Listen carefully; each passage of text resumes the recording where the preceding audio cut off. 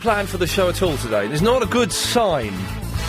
But I'm furious, London and the regions that can pick us up on DAB. The DAB, that's why I'm furious. Seriously, man. I mentioned this yesterday. I'd ordered something through Amazon, who are excellent. I have not got a bad word to say about them. A fantastic internet company. But sometimes, man, you order stuff through them and then you're referred to a third party. The item comes from a third party. It is the third party I have the problem with. It arrived the other day. It's something. I shouldn't say what it is because it's a present for someone, actually. Did I say what it was the other day? I don't think I did. If I did, they didn't pick up on it, so I won't say what it is. So it's something, anyway. A piece of electrical equipment. I can say that much. It's a Christmas present. Birthday present, I need to start saying, because that's what I'm saying in my emails to them. And it came in a box, but the box is all smashed up. The box is smashed up. There's a bit of the lid has been... You know when you got a box, and you open the lid, and then there's like another bit of box that you open up, and then you pull the thing out. The other bit of lid has been cut off. It's all kicked in, it's all smashed in. They've obviously used it as a football. Now... I don't know if the electrical equipment is damaged or not in there, because the box is so badly damaged, one can only assume that some damage has been done to the electrical equipment. So, I phoned up this third party yesterday. They said, no, okay, well, that's bad, but it's not our fault, it's the courier's fault. The courier will get in touch with you in the next couple of days. They will sort out a replacement. You will not have to... I said, how do I return this one? They'll collect it, they will give you another one, it'll be fine. I sent an email to Amazon as well, just to chase things up. I then got an email from this third party saying, oh yeah, no, we can't replace it. We can't replace it because the box is damaged, but the goods are still in working order, so we can't replace it. I don't know, the goods are still in working order. They said, if you want to replace it, you send it to us at your own cost and we'll send you another one when we can. I'm like, hang on a second, what? So I've spent literally... From 2:10 to, it was about 2:54 that we left to come upstairs. Maybe a bit later than that, actually. 2:55. 46 minutes on the phone, on hold. Didn't even get... So I'm waiting for 46 minutes. I'm waiting to complain to someone. I didn't even get that far. So I'm really, really, really angry. Really angry. But, now this is the thing. I'm trying to let it go. Now, I don't know how you let it go. Because I can't carry around, I've got other more important things to worry about. I can't carry around this, tension, and this anger. So, part of me is thinking, well, this thing you've ordered, do you know what? You could do with one of those, Ian. It would be nice if you had one. So why don't you have that one? Fingers crossed it works. And then get another one from a shop for the person that this was originally intended for. I'm being slightly obtuse in what I'm saying here, because people could be listening who this present might be for, so that's hence the, vagaries. Is vagaries a word? It is a word, isn't it, vagaries? But then part of me is, like, just flipping furious. And I've sent them an email. I've sent them a long email back saying, right, well, you've contradicted yourself, because you said you'd send me another one. Saying it's down to the courier is irrelevant. I've ordered it from you. And I'm not going to expect to pay for anything. Oh, yeah, by the way, and sometimes this works, and sometimes people think you're an idiot. By the way, I do a radio show, and if you don't sort this out, I'm going to start mentioning you and saying how bad your service is on the radio show. Now, I did that with John Lewis once when they messed around with my curtains. And it worked, because they gave me 250 quid's worth of vouchers, which paid for my dining table. And now every time I go in there and get something from the curtain department, which I've done twice since, they rush it through, and it's, so that works. So we'll see. But, so I've got nothing for the show. What I'm trying to say is, if you want to give us a call, and I don't want to make this into a consumer affair, this isn't The Watchdogs, or what's that programme? That's Life. So I don't want you to phone up and say, well, under the Consumer Act 1968, you're actually entitled... I don't really care about any of that stuff, it's just really annoying. Do you know what I mean, Nick? I'm annoyed by it. I can't believe it. I can't believe it. I mean, this DAB radio you bought, right? Oh, blimey, you just said what it is. Did I say that yesterday? No, I've assumed that's what it was. Oh. I don't know why I've said that now. Hell's teeth, that's the... If the person who's listening, who that is for... is listening. Right, don't worry about it. I said DAB, I said BAD radio. No, that's good, yes. Oh, blimey. Yeah. What day is it? It's this Thursday. She'll be listening today as well. Hell's teeth. Was she? Never mind. Look, at the end of the day, look, if you... Let's just turn the tables, right? If you received a present and the box was a little bit sort of tatty and whatever, bearing in mind, there's no knobs on the box, nothing's going to work out of the box. Yes. Right? Would you think badly of that person that gave you the present that had a tatty box? No, I wouldn't. My concern is that it won't work. It's not valves, is it? It's electrical. It's all circuitry. But electricals get smashed around as well, Nick. Have you taken it out of the box and inspected it? Well, I had a look at it. Did you plug it in and play it? No, I did not plug it in and play it, because you shouldn't be expected to do that. No, but it's happened. Yeah, you're right. What you're doing, see, is you're going back. What you should be doing is going forward. I can hear Denise ringing up soon enough because she's going to be worried about your stress levels. Yeah, you're right, yes, yeah. I need to... the thing is, Oh, I'm so annoyed I've let it out what it is and who it's what for. You're doing, you're making us all tense. Now, I feel really... I was having a really good... You know, I saw George Michael last night, all right? Fantastic concert. Did you? You're the second person that's phoned me up and said you saw George Michael. I thought it was best concert I've seen, if I'm honest with you. Club Tropicana, drinks are free. Did he sing that one? No, he didn't. He didn't do Club Tropicana, and that's one of my favourites. Which Wham songs did he do?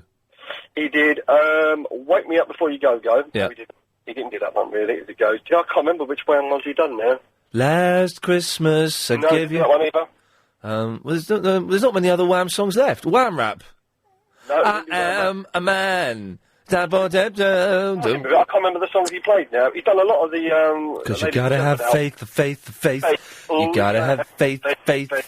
Ooh. Baby. Not the right song, isn't it? That was really good. But I was in a really high this morning, and I was in a real high this afternoon until I listened to you. I brought you down. You brought me down now. And I think you brought a lot of listeners down, so I think we need to forget it, go forward, and think of something positive to talk about. What? I don't know how to do that, though. You have to. Shake yourself. Do you feel a lot better now? I tell you what, this will make me feel better. Sunday, Monday, happy days. Tuesday, Wednesday, happy days. Thursday, Friday, happy days. The weekend comes, my cycle hums, ready to race to you.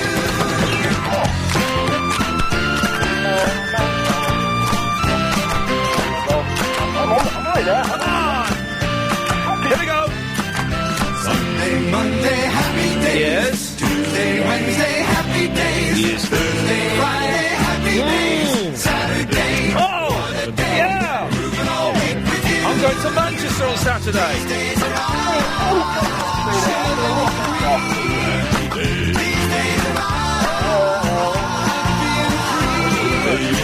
These happy days are yours and mine. These happy days are yours and mine. You get the idea. So that's cheered me up a bit. Sorry, Nick? Do you feel a lot better? I do feel a bit better now, actually, yes. Bit.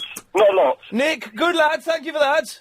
Arrivederci. That's the stern talking to I needed. I needed a stern talking to. I've had an exciting day as well. I'll tell you why. It wasn't that exciting. It was exciting. Motorbike, 80 miles an hour. Come on. Purple Santas. Purple Santas, what were they? We didn't see those. We couldn't...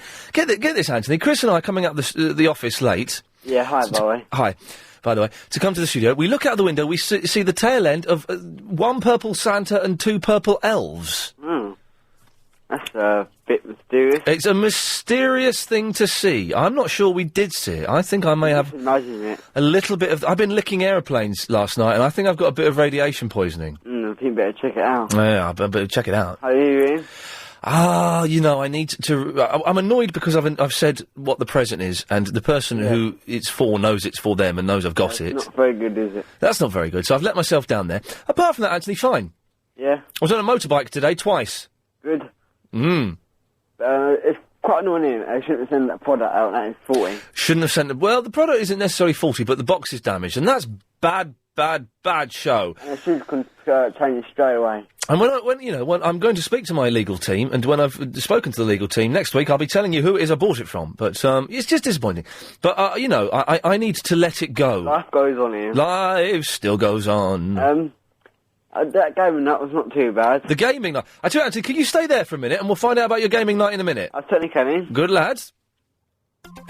It's time to get the latest LBC 97.3 travel news. Here's Amanda Redman. Well, it's busy at the moment on the M25. Anthony. Yes, as I was saying, the game night didn't go too bad. This is a video game night you had. Oh, was it on Friday? Yes, Friday night. Okay, at the club. Yes, and came second. Oh, out of how many? 10. Oh, that's very good. So what video games are you playing? Obviously football. Obviously the football, yeah. Bit of cricket. Oh, what? On computer games? Yeah. Cricket? On the PS2. Oh, yeah, I know. Yes. We're doing really crap at the moment, aren't we? I don't know anything about cricket, but yes, I believe that we are doing really crap at the moment. Yes. Bit of racing games and bit of that. Bit of Asian games? Racing games. Okay, yeah. well, that's okay. Not too bad. Well, that sounds good. Did you win anything for coming second? Yeah. I won a gift voucher. I got a big spot on my forehead. Have you? Yeah, do you know, I'm 33 years old. Now, Helen and I were talking about this the other day. At what age? I need an old person to phone up. At what age do you stop getting spots? I always thought you'd stop getting spots when you got to 19, maybe 20. But I've got a big spot on my forehead and I'm 33 years old. Hopefully someone can call in and help you out. 0870 No. 973. Yeah, it'd be good if they could. Oh, let's find the oldest person that's got a spot. I went to the shop this morning. Oh, yeah, go on. That sounds good. Bit of 40 product. I went to Woolworths. Yeah. Thought, I'll go and get some Christmas lights from a window. Okay. And then it says 20 light bulbs in the box. Yeah. And it's got 100. Right. What? And now I'm a bit stuck on how to put them up on the window. 100 light bulbs? Yeah, 100 Christmas lights. Oh, Christmas lights sticking up on the window? Yeah, and that's who put them on. Sellotape. 100 and I thought it was 20. Sellotape.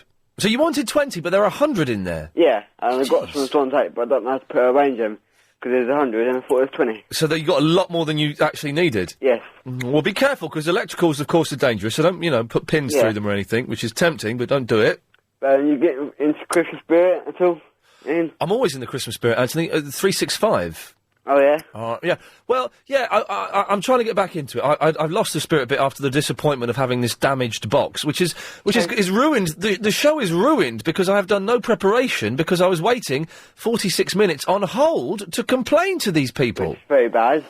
You know, I'm just going to lift it up because I nearly swore then, so I shall. You should play some music to cheer up, Christmas music, maybe. We'll play Eagle's Christmas song a bit later on if we get the chance. Yeah, I've got some music as well. Oh, what have you got? I've got Slade, Christmas song. Oh, that's good, that one, isn't it? Shall I play it? Yeah, go to a bit of Slade. Alright. Oh, this is good. This is a good song, this is. Which song is it? Oh, it's their Christmas one. Yeah, this is. I've not heard this for ages. You're hanging up your stockings on the wall. Du-du-du. It's the time that every Santa has a ball. Come on, Michael, join in. Hello. Come on, Michael, join in. Hi, Ian, how are you? Come on, join in.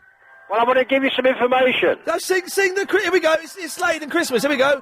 No, you sing it. Come on, Michael. No, you sing it. So here it is, Merry Christmas. Everybody's having fun. Come on, Michael.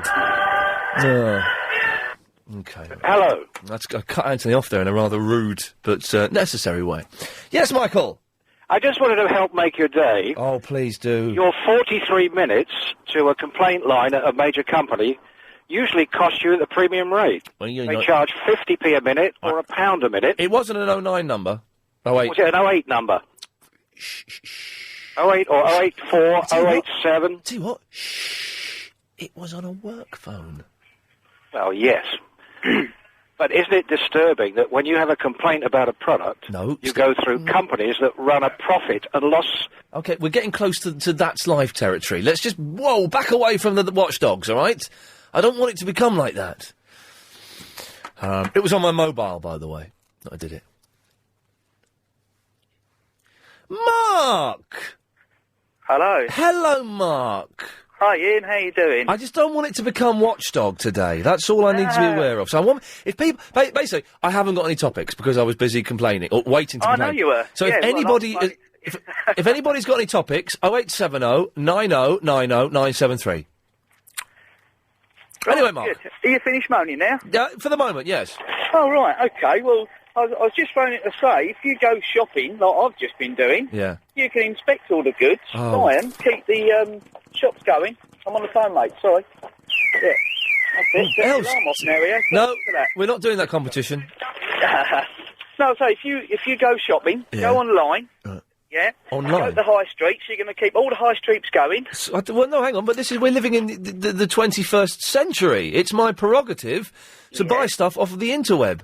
No, I'll make you dead right. But can you imagine if everybody just sat at their computer, went on to Amazon and various other places? It would be great, wouldn't it? Bought online. Wouldn't it be great? We'd all sit indoors, going nowhere. The high streets would be boarded up. We'd have litter floating around and just dead. Good. Like the old days, like the Wild West. Exactly. That's what we want. I want big tumbleweeds blowing down Oxford streets. Do you? Oh. Really? The thing is, listen, but you can't go to Oxford Street from the beginning of November until the end of January is just a nightmare. Well, I don't do London anymore, I must admit, but I don't live in London. So what do you do, Dallas? Dallas? No, I live out of London, so I don't have to go into London. But I support my local shops, without a doubt. Oh, for God's sake, screw the local shops. I use the internet every night, but I don't buy on the internet. No, you just look. I'd look, then you go mucky to the shop pup. and go, great, you've got it, superb. Okay, well, I think what I need to do is I need to chill out. I need to maybe send a few more emails and see if anything comes of that, but I need to chill out and I need to go and buy another thing. You do. Just go and buy them from a shop, make that salesman's day, give him a little bit of commission, and go, look at that, the box is perfect, it's all sealed, it's lovely. Wrap it up with a nice bit of paper for Christmas. So, Mark, get this right. I've had some amazing things happen to me today. The first thing was I was working this morning, and I went to and from this place on a motorbike, on the back of a motorbike. Excellent. It was one of these, these Virgin bike limo bikes. Yeah, well, I ride a big pan-European, so I know all about those. It was well exciting. And one thing I noticed, I've ridden them before, but years ago. One thing I noticed is when you get to the traffic lights, all the bikes and the mopeds and scooters, they eye each other up, and they're all the people with scooters are looking at the bike going, oh, blimey. Hey, I tell you what, here's 20 quid, Mark, if you can guess who we overtook today. 20 quid of my money if you can guess who we overtook. Who, what, a person or There was a person in a car, we overtook him. We'll play this is today's competition. 20 quid of my money if you can guess who it was. Richard Branson. No. You can't. There you go. There we go. There you go. 0870 90 90 973. 20 quid of my money to anyone that gets that right who I overtook. And if a guy called Russ phones up, don't let him on, because he was the guy that was riding the motorbike, and he'll know who we overtook, and I know he listens to the show. So, riding the motorbikes was good. The first guy that took me this morning, he'd last taken me 7 years ago, and he remembered me, and I remembered him, and we chatted. Right. Got to the place of work, one of the people there I recognised, and I said, how do I know you? And he says, I think we worked together on this TV programme. I said, no, I didn't work on that. I said, hang on, did you work in Pakistan on a film? He was a fellow I'd worked with 10 years ago, spent 3 months with in Pakistan, and I was working with him. How weird is that? That is so weird. It's kind of weird. It's not that weird. That is unbelievable, really. Well, it's not that weird, I suppose, when you look at it. But it was just a nice surprise that within the space of one morning, I'd met two people that one I hadn't seen for 7 years, one I hadn't seen for 10 years. That was kind of nice. That's my whole point. You were out and about, weren't you? Yeah, but I wasn't met him on the internet, would you? No, I was in Crystal Palace. Well, there you go. Yeah. OK, Mark, there we go. That's excellent. 0870 9090 973. Steve is in the city. Hello, how are you doing? I'm fine, Steve. Well, I just want to make a point. I think London is going to be ripped off with the congestion charge extension for one reason. Nobody can get in the trains anymore. The reason for the congestion charge is that... Oh, dear, I accidentally cut him off. What was that all about? This is in danger of turning into a real show. We've got to be careful. Now, when I said phone up with topics, I don't mean phone up with boring topics that you'd get on other shows, on other stations. You know, it's still the same show. Let's have a bit of spunk. You know, come on. Nathan. Yeah, Ian. Yeah, how you doing? I'm all right. I'm getting frustrated. I've got a bit of a subject for you. Go on, then. Gears of War. Well, computer games. Oh, yes. It's a good game, but it's not really a subject that we can, you know... No, I know, I was just joking. I'm sure I was playing you the other day on the, when you had your day off. Not a Gears of War you wouldn't have been. No, I actually phoned up and asked. I was on Halo 2. I haven't played Halo for ages. No, I was playing Rainbow Six. Oh, okay, no, I don't... Anyway, come on, we're borderline... Sorry, I was just phoning to say that you can get spots up to any age. Oh, just you get more when you're in puberty because your skin is sort of more constantly greasy and sweaty. So, I'm going to have them forever then? Well, if you're getting sweaty and not washing... What do you mean? I'm washing. I washed when I was a teenager. I'm washing now. I wash nearly every other day. Well, you know, it's just, you know, like, certain areas, if you get more sweaty or your skin will be more, like, tends to be more greasy in them areas, you'll find my forehead, though. My forehead? Yeah, that's where I still get mine. I'm 26, I still get them on my forehead. Oh, man. OK, well, this is today's challenge, is to find the oldest person that's got spots. Hey, Nathan, 20 quid. Who did I overtake today? Bernie Eccleston. Oh, no. I will give that money away if anyone can guess. So the back of a motorbike, Virgin limo bike, which is brilliant, and overtook someone. Who was it? 20 quid is yours. 0870 9090 973. I think you know why I've called you in here, Jones. The weirdest email of the day.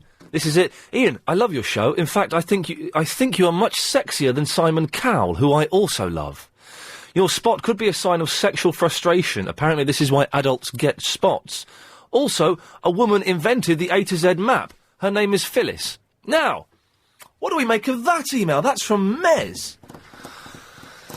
OK, 0870 9090 973. Call in, help a really badly ill-prepared show. And also, you can win 20 quid if you can tell me who I overtook while I was on the back of a motorbike today. Available. She owes me 50 quid, and has owed me 50 quid since about... It's about June you've owed me that money, isn't it, Chris? August. August. When am I going to get it? No, shut up, Helen. Don't prompt him. I can hear what you're saying. Tomorrow? There's a cash machine downstairs. Yeah, but it costs £1.50 to get any money out. I'll give you the £1.50. I'll give you the £1.50 to get my 50 quid out. All right. Well, actually, no, I'm not going to do that. But you won't bring the money in. I haven't got any change. You won't bring it in tomorrow, though. Well, maybe I've already put it on your Christmas present. Oh, you can't give something that you owe to someone as a Christmas present. You can. Oh, God. Was it... OK. Barbara. Hello? Hello, Barbara. I'm going to do a chicken curry tonight, but I'm going to get my daughter, who will be in any minute now. I'm going to get her to cook it. Good work. I've cut the chicken up and put it in the frying pan with the oil. Yeah. She doesn't know yet. She'll walk in any minute, but the radio's on in the kitchen, so she'll hear it. Is this Steve bloke who phones us up every now and then and does, what would you rather be or a wasp? Is this him? Is that you? Steve? I'm not Steve, I'm Barbara from Elton. What would you rather be or a wasp?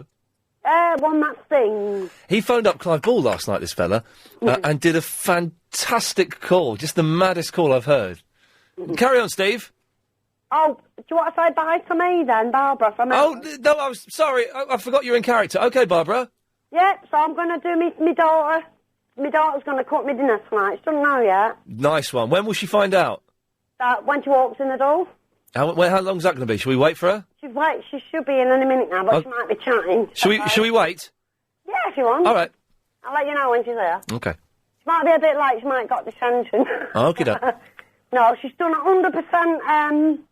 She's not had one day off school this year. Well, hang on. We're only in November. It's only about 2 months. She's going to do. She's had 100% attendance so far. We've had a note last week. When I was at little school, when I was 6, 7, 8, you used to get prizes. Yeah, she gets £10 voucher. She's in the whole year. She gets what? She had to put towards a college course. She gets. If she goes to school every day for a year, she gets a tenner. Yeah, she gets £10 voucher. I got a little notepad that you could write in. I got a book, me. I won a book, one of Enid Blyton books, when I was about 10. Do they still do the most boring gift in the world, book vouchers? That's probably what she'll get, the book voucher. Oh, book vouchers are just rubbish. Now, why don't they do video game vouchers? Yeah. Mucky book vouchers. Give them the cash, shouldn't they, so she can buy herself some new Okay. How much longer do you think before your daughter gets in? She might not be in yet. She might be gassing. She might. We can still wait. Let's wait. Yeah, hang on. No, it's not here yet. She's probably gassing to her mate. Hello? Yeah, I'm still there. I'm waiting. Oh, yeah, I thought my phone had gone off. I heard that click as well. Window. You did what? Yes. Okay, well, let's just wait. Yeah, wait. I listen to LBC every single day and night. I don't sleep some nights, so I listen. Do you know what? Tonight. Some nights I don't sleep. I've got insomnia. I'm sleeping so badly at the moment, and last night was the worst night's sleep. I went to bed, couldn't get to sleep, and then I kept waking up, because I had to be up at 7:30, which isn't that early, really, but I was quite nervous about what I was doing today. And so I just kept waking up at every hour. I woke up at 3 o'clock, 4 o'clock, right. 5 o'clock. Guess what? Then what? 6 o'clock. That's right. And then 7 o'clock. Well, if I don't sleep one night, the next night I'm in bed by 6. And Good girl. Like last night, I went to bed at 6 and I didn't get up till 10, so I've made up for it. Absolutely genius. Any sign of your daughter yet? No, she's not here yet. Let's wait for her, it's all right. Yeah, she could be 15 minutes. She could be what? She could be 15 Oh, minutes. stuff that, Barbara, that's insane! All right then, mate. Thank you, my love. I'll ring you again. OK, Steve. I listen every day anyway. Thank you, Steve, good lad. He phones in quite a lot. It's a good character he's got there. 0870 90 90 973 is the phone number. Yes, you may.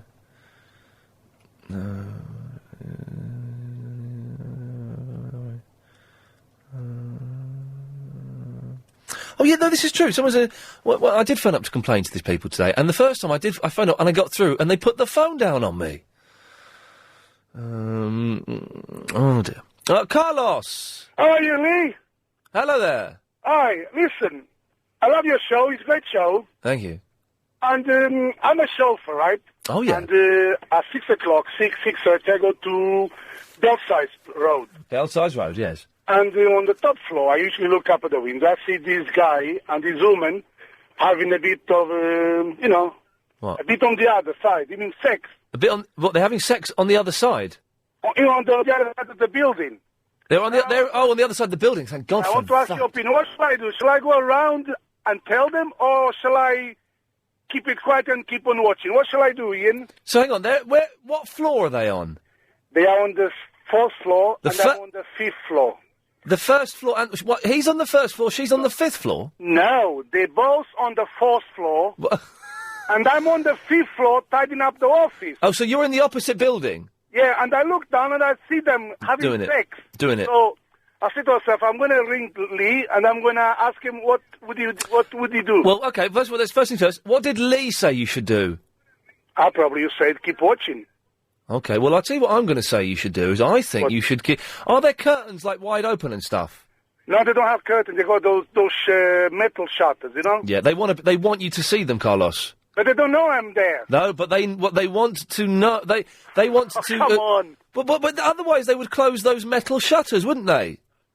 So what should I do then? Just get yourself a nice cup of tea in a chair, sit down, have a watch. Oh, that's no good, is it? What's wrong with that? No, I mean, a cup of tea and sit down and keep them watching. Yeah, keep them watching. Oh, no. Well, or you can turn your back on them. or you could go around whilst they do... do they do it every day? They do about, 2 3 times a week. Oh, well, that's all right. Well, next time they're doing it... Leave her, she's nice, man. Oh. She's... Oh. How nice is she? Is she, She's got nice, dark hair. She's a hot-looking chick. Yes. And she got some pair of melons. He's a lucky guy, I must say, Ian. What is he? Is he good-looking at all, or is he a bit ugly? No, he's not good-looking, no. Well, I would keep on watching, Carlos. Or, next time they're doing it, go round and knock on the door. And say, room for a little one. All right. Thank you, Carlos. All right, Lee. Take care. Good show. Who is this Lee fella he's referring to? He was a nice man, wasn't he? Sarah's in the White City. Hello, Sarah. Hello. How are you doing? I'm all right. I'm getting a little bit of a headache, but I've had crash helmets on for a lot today, and it's. Have you ever ridden pillion? I don't know what that means. On the back of a motorcycle as a passenger. Yes, I have. It's terrifying. In Marrakesh or somewhere. Wow. Hey, man, crazy. It was terrifying. This fella, he's stuck within the laws of the road, but at one point we were on a bit of road where 70 miles per hour was permitted. He went at 70 miles per hour. I was terrified. Do you ever get, scared that you might fall off? Yeah, totally. Totally scared that I might fall off. Because you have to... What you don't do when you're riding on the back of a motorbike, one of these ones, you don't hold on to the man. You have handles behind you. So you grip the handles behind you. I always hold on to the man. I bet you do. Good girl! But it was terrifying. Oh, here's something. Did you listen to the show yesterday? I did a bit, yeah. Are you the mucky American woman? I am maybe. Which? Did you call up on Sunday and tell us about a foursome? I did. Okay, lads, start your cassette recorders. Start recording this now. It's going to get hot. We've had so many people requesting Sunday's show. If anyone who missed it, on the Sunday night show, 10 to 1, Sarah, it's a pseudonym, called in to tell us about some sexploits. Are you going to call in this Sunday and tell us about some more? I am. I'm not going to continue it today. No, it's probably slightly inappropriate at this time of day, but good. But on the Sunday, I will call back in. Good website as well. Thank you. What's that? I'm at work, Okay. sort of outside the studio. Well, yesterday, I don't mention too much, otherwise you'll give away who you are. I'm sorry. Well, no, don't apologise to me. I couldn't care. But yesterday, I was coming into work, and an old man. I had a bit of a barney with an old man in a car, and at a T-junction, he got out of his car and was effing and blinding at me. 80-year-old man. Right. On the way home last night, at exactly the same spot, I had a 70-year-old man having a go at me in his Land Rover. Okay, I think this is some sort of karma that's coming back to you. No, well, but what have I done, though? There must be something in it. But I was turning right out of this T-junction. It was clear on my right-hand side, so I went forward. He was approaching from the left, but there was more than enough space for me to get out. He sped up to block me, and then started laughing and shouting at me. Meanwhile, a car came from my right, so I'm stuck in the middle of the road. He then goes around me, shouting abuse at me, and all I did was I went, "You're a very silly old sausage, aren't you?" And that made him angrier. But this is exactly the same spot. Two men, one in his 70s, one in his 80s. Incredible. That is pretty incredible. Pretty incredible. I don't know what to say. No, you don't know, and you don't have to say anything, Sarah. What can I do for you? Okay, well, I'm hoping this isn't totally inappropriate. Uh-oh. But as I was talking about, if you're in a quandary, and let's say you're going out for the night, Yes. and you know you need to relieve some tension in one particular way. Oh, for God's sakes, yes. Okay, but you're going to be late if you do that. Is it worth being late and getting that over with, or do you just go and keep the tension built? This is inappropriate for this time of day, but you go and enjoy the build-up. We're talking about going to the toilet, by the way, listeners. Do you know what I mean? Just in case. It's always better, I find, going to the toilet when you've been holding it for a long time, and the relief and release is actually quite pleasurable. Does that make sense? Yes, it does. Well, let's leave it there, I think. Okay. Thank you, Sarah. Speak to you on Sunday. All right. Bye-bye. Bye. I think we got out of that one quite nicely. 0870 9090 973. Email ian@lbc.co.uk. Roz is in the... Hello, Ian. Blimey, what was that? I'm on the 39 bus. Oh, God, hell's teeth. It's noisy. It is, yeah. What can I do for you, Roz? I reckon the person that you went past was Madonna. Oh, this is the thing. I was on the back of a motorbike. I overtook a very, very famous person. I will give 20 quid of my money to anyone that gets it. And your guess is? Madonna. I'm afraid you're wrong, Roz. Oh, never mind. Never mind. 20 quid of my money will be given away. 0870 909093. Hey, Chris, I tell you what. Considering we prepared nothing, it's not been bad so far, has it? It's been all right. We've managed to sustain 45 minutes of broadcasting. Yeah, but we've got another, 2 hours yet. Oh, God, we're knackered. We're never going to do it. More of your calls after this. The latest LBC 97.3 travel news with Amanda Redman. On the M40 heading into town, we've got a crash. Oh. Hello. Hello there. How are you? I'm all right. I know you've calmed down. Yes. But I'm going to stir it up a bit. Oh. You know what? I've got a theory. I'm full of conspiracy theories. Go on. I reckon the reason why your package was all beaten up when it got to you is because the courier knew who you were, and you might have really... Listen to this. It's a good noise, isn't it? What is that? It's a good noise, isn't it? Well, I didn't hear it very well. What was it? All right, you've got to listen. Like your dentures are going around. Is it a sweet in your mouth? Listen, recover. Have you got that poppy candy? It sounds like space dust, doesn't it? Yeah. It's just my tongue. This is my tongue. Listen. Actually, no. Ooh. What are you doing? That's horrible. Please stop. That is a brilliant noise, man. That is a brilliant noise. Have you not got a sweet in yours? No, it's just my tongue. You are a very talented man. Thank you. Anyway, I was going to say, yes, I reckon the courier knew who you were, so kicked it around. It's possible. He was a miserable so-and-so, the gentleman that delivered it. They always are, though, aren't they? Well, this was one of the... When you... I've had people... I tell you what, what's the brown delivery? Is it UPS? Yeah. They're excellent. They've got nice uniforms. Very nice uniforms. Good vans. They're nice. Yeah.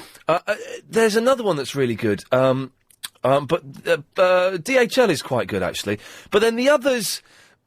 they're a little bit awkward, and they can be a bit difficult, and if you're not there at that specific time, then you have to go to the depot. And this company I'd never heard of, and it was just... fly-by-nights, were they? Oh, it was just some bloke on a bike. No, that's the post office, isn't it? No, it was just rubbish, and... Post office? My post office man drives up in his car, and he doesn't have a uniform. Mine doesn't have a uniform now, but he doesn't... What is that about? Yeah, it's because they're all, like, part-time, aren't they? They're not full-time, I don't think. Okay, so what were you doing in Crystal Palace? I was doing some filming for a thing about Lost for Sky. In Crystal Palace? Is that where the island is? Yes. I knew it. Yes, exactly. You see, that's... Well, get this.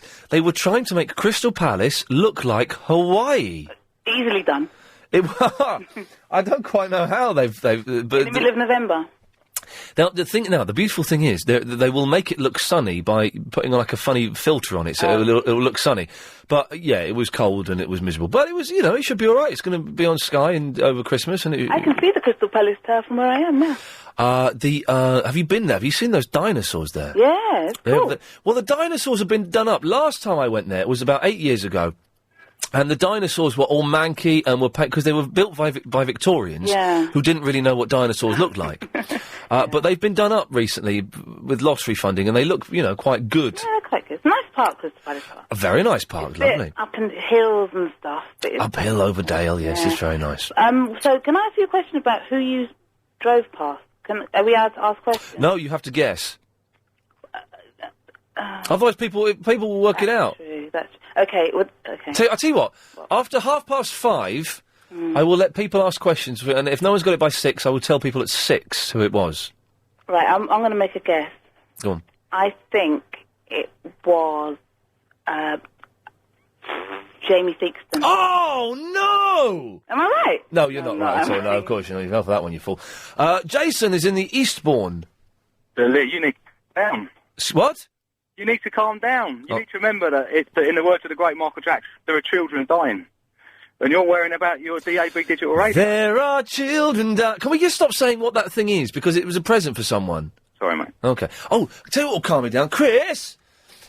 Yeah? In my drawer, I've got those lovely chamomile, vanilla and honey tea bags. Could you make me one? And could you give one to Lucy as well? What? You didn't even bring them upstairs? No, I didn't. But I know one as well, please. And Jason wants one as well. But I know Lucy wants to try it, so can you give her one? Yeah. Thank you.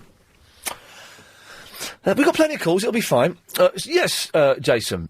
Ian, I've got a question. It's something that's bugged me for about a year now. It's a searing issue. It's a burning issue. Okay. A bit of car trouble today. Oh, dear. And the man from the AA came out. He was, a very nice man. Yeah, very, very nice man. Yeah, and I never know whether to tip him or not. No.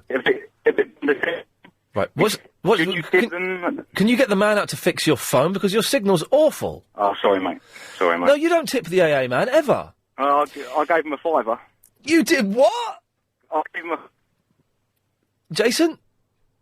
What he said was they get taxed on it. Oh, God, I want to have this conversation more than any conversation I've had so far, but your phone is breaking up. Go and stand by a window. Hang on 2 seconds.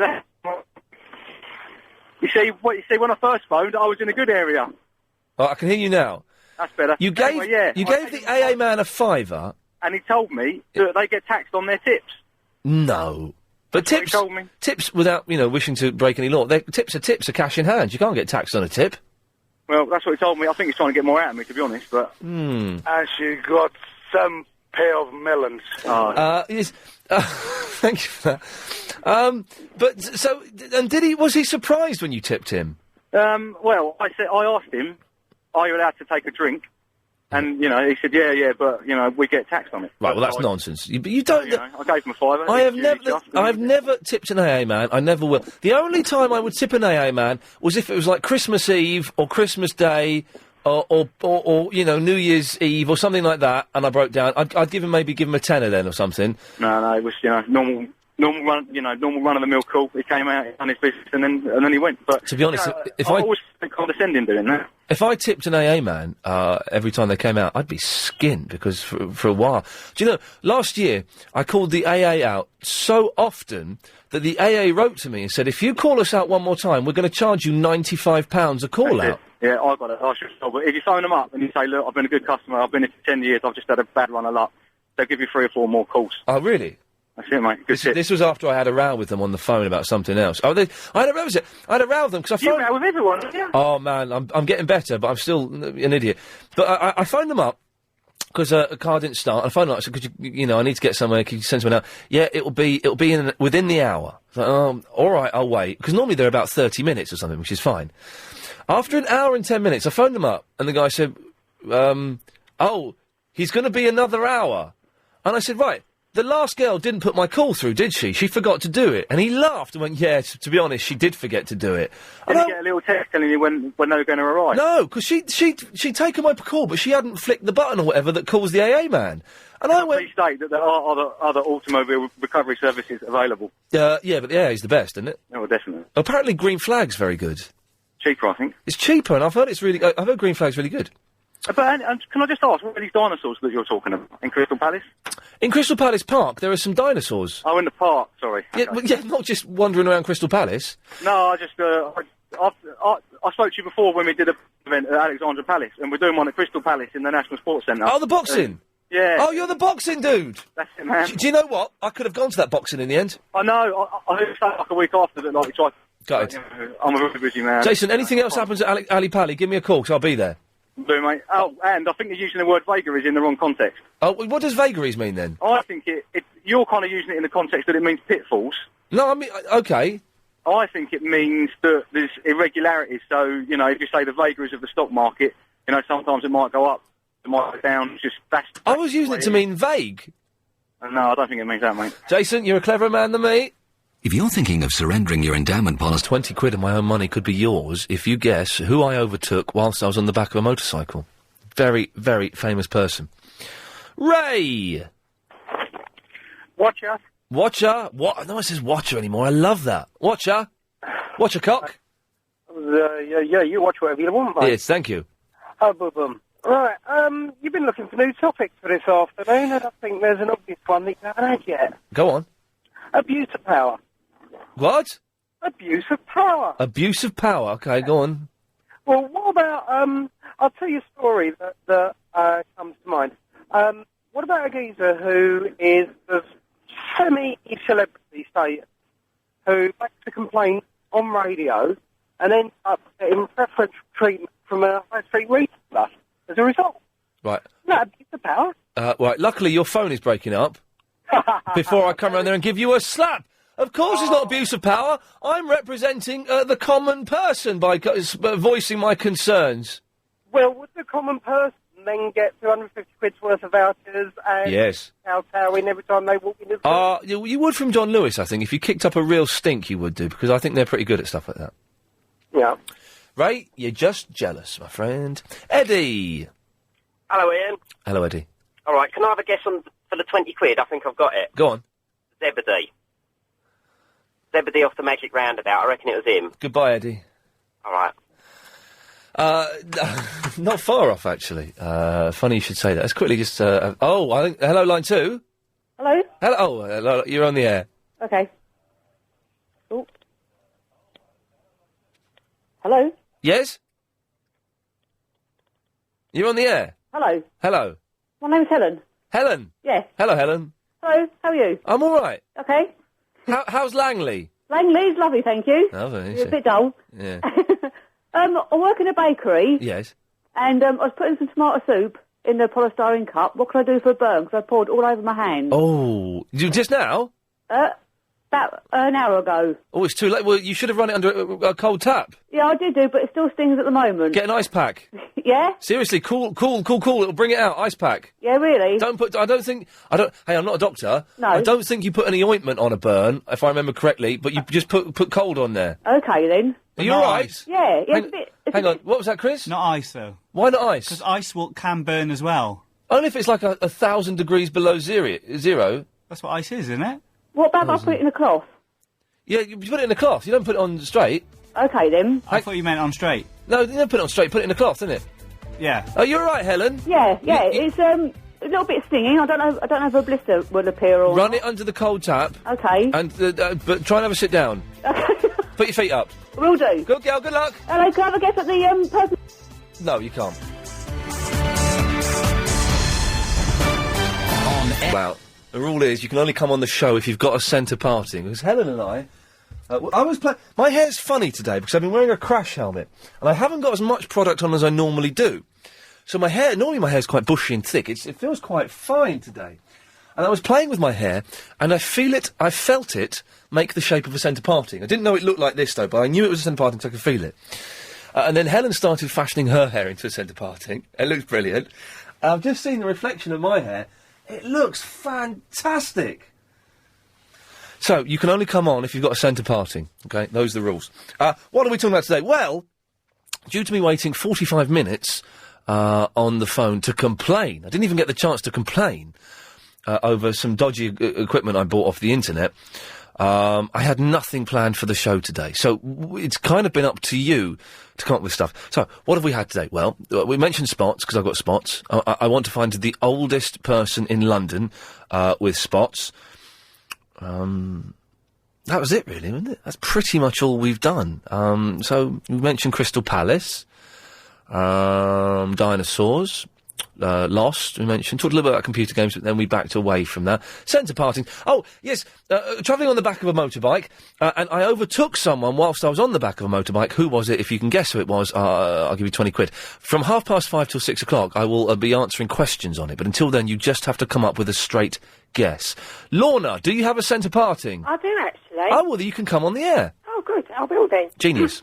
Oh, you were talking the other day about the Beatles and the Kinks. Yes. And it made me think, I live near Itchy-Coo Park. What did you do there? We got high. What did you do? Do you know where it is? I don't know. I've got no idea where it is. People get it wrong. So there's a challenge for the listeners. Do you know where Itchy-Coo Park is? Is it called Itchy-Coo Park? No, that's not its real name. Hey, shall we tease a young person? Go on then. Hey, Chris, come on the air for a minute, man. What? Who did the song Itchy-Coo Park? Oh, not the band. You want me to tell you? No, Chris, did you say the Bangles, Chris? Yeah. No, it wasn't the Bangles. Alright. Go on, another band. Itchy-Coo Park, big hit. What big hit? Sing a bit.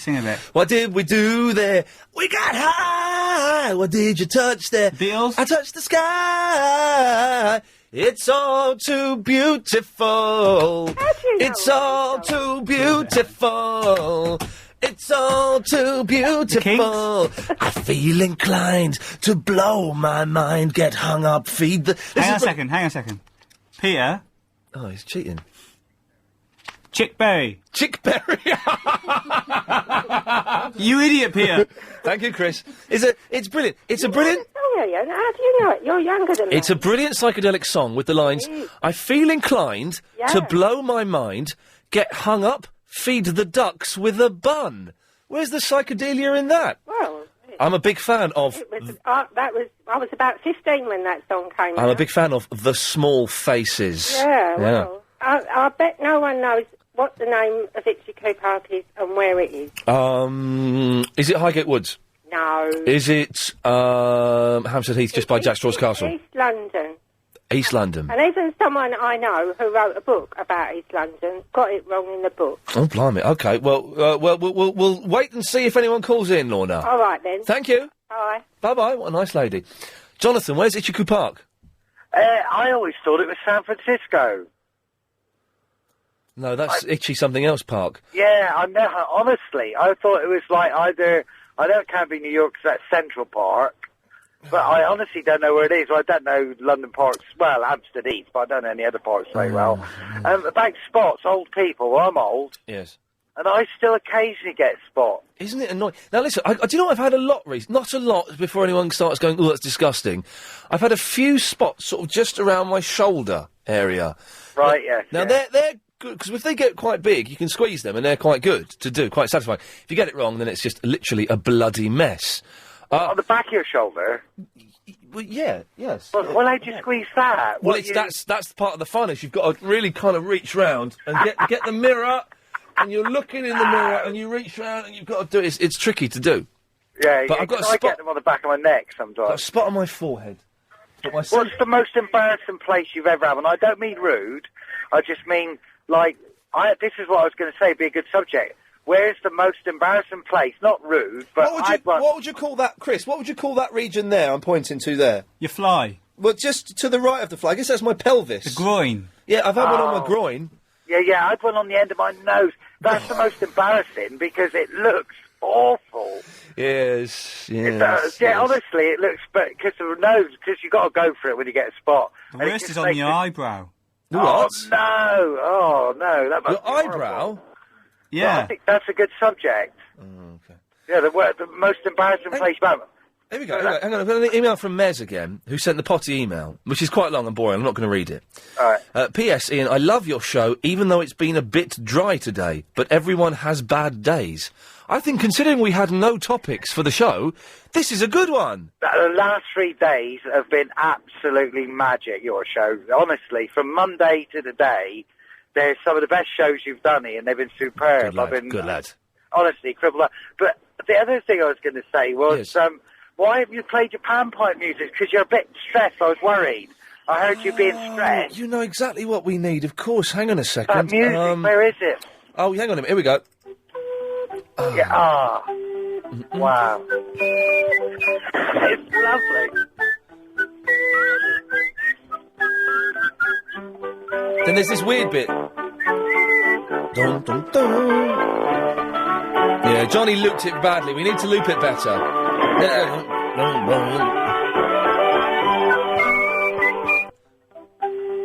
We need to loop it better. Can we phone them up? I haven't got the number. Maybe next week. Can we phone up the post office again and get them to put us on hold for like a really long time and just record the whole thing? Because don't you feel better after that? Yeah, I do feel better, actually. And who famous did you see? Steve Wright. What, who I overtook? Yeah. Oh, no. No. I was just, not that he's that famous anyway. Well, no, I'm not going to start giving clues till 5:30, but no. Do you know why? This show is one of the best shows in the world? It's because you get to talk to the people you have on. They don't do that on all other shows. What? They all interview them, but you let us talk to the famous... Right, so, I don't know what he's banging on about there, so I've got to cut him off. Don't forget, by the way, the last week of us doing this show before we move to the evening slot and Paul Ross and John Holmes take over, Stephen Murdoch, ISO Solutions Monday, Igor Tuesday, Eduardo playing his funny foreign music on the Wednesday, Frank Sidebottom on the Thursday, and a whole bunch of weirdos and freaks coming in on the Friday. It doesn't get any better than that. Please enter. Oh, yes, awesome, I've got one too. That's not what I meant to click, I meant to click. And she got some... pair of melons. Favourite new clip? Solomon.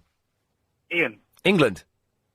Oh, yes. Yeah, oh, yes. Oh, yes, what a country. Oh, yes. What a fantastic country. Oh, yeah, not at the moment, the old traffic. I tell you what, I would like to be on the back of a bike now. It was amazing being on a motorbike, going in and out of the traffic, going to the front of the traffic lights. It was incredible. I miss my bike. I miss my bike. I nearly swore. I was very scared on it, though. It's fantastic, isn't it? It was nice bobbing in and out of the traffic and weaving in. That was quite good. And the guy, I think a lot of these drivers for these limo bikes, not all of them, I think a lot of them are ex-coppers. So they're really, really good motorcyclists, really good.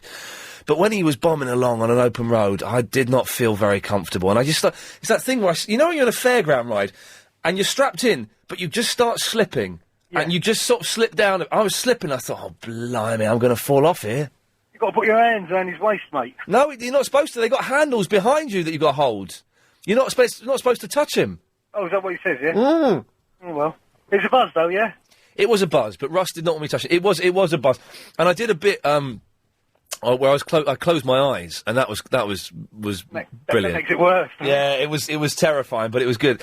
And the thing is that they're so safe, and these are brilliant drivers. But yeah, it was kind of exciting. It was a good way to start the day. I got picked up at 8:30 this morning, and it wakes you up, man. It certainly does. Fantastic. The wind in your hair. How come you haven't got one anymore then? I don't need it now. I've done the knowledge on the bike, so I mean, I've got a full bike licence. Yeah. I had a big bike, but never used it anymore, so I had to go, unfortunately. Yeah, I don't...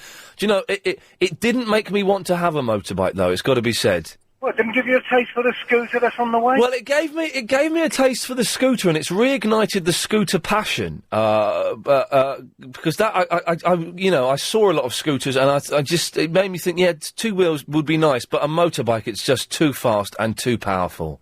For me. You don't really need a big bike in London. A nice little scooter, 125. Yeah. I think that might be the way it's going. That's the way.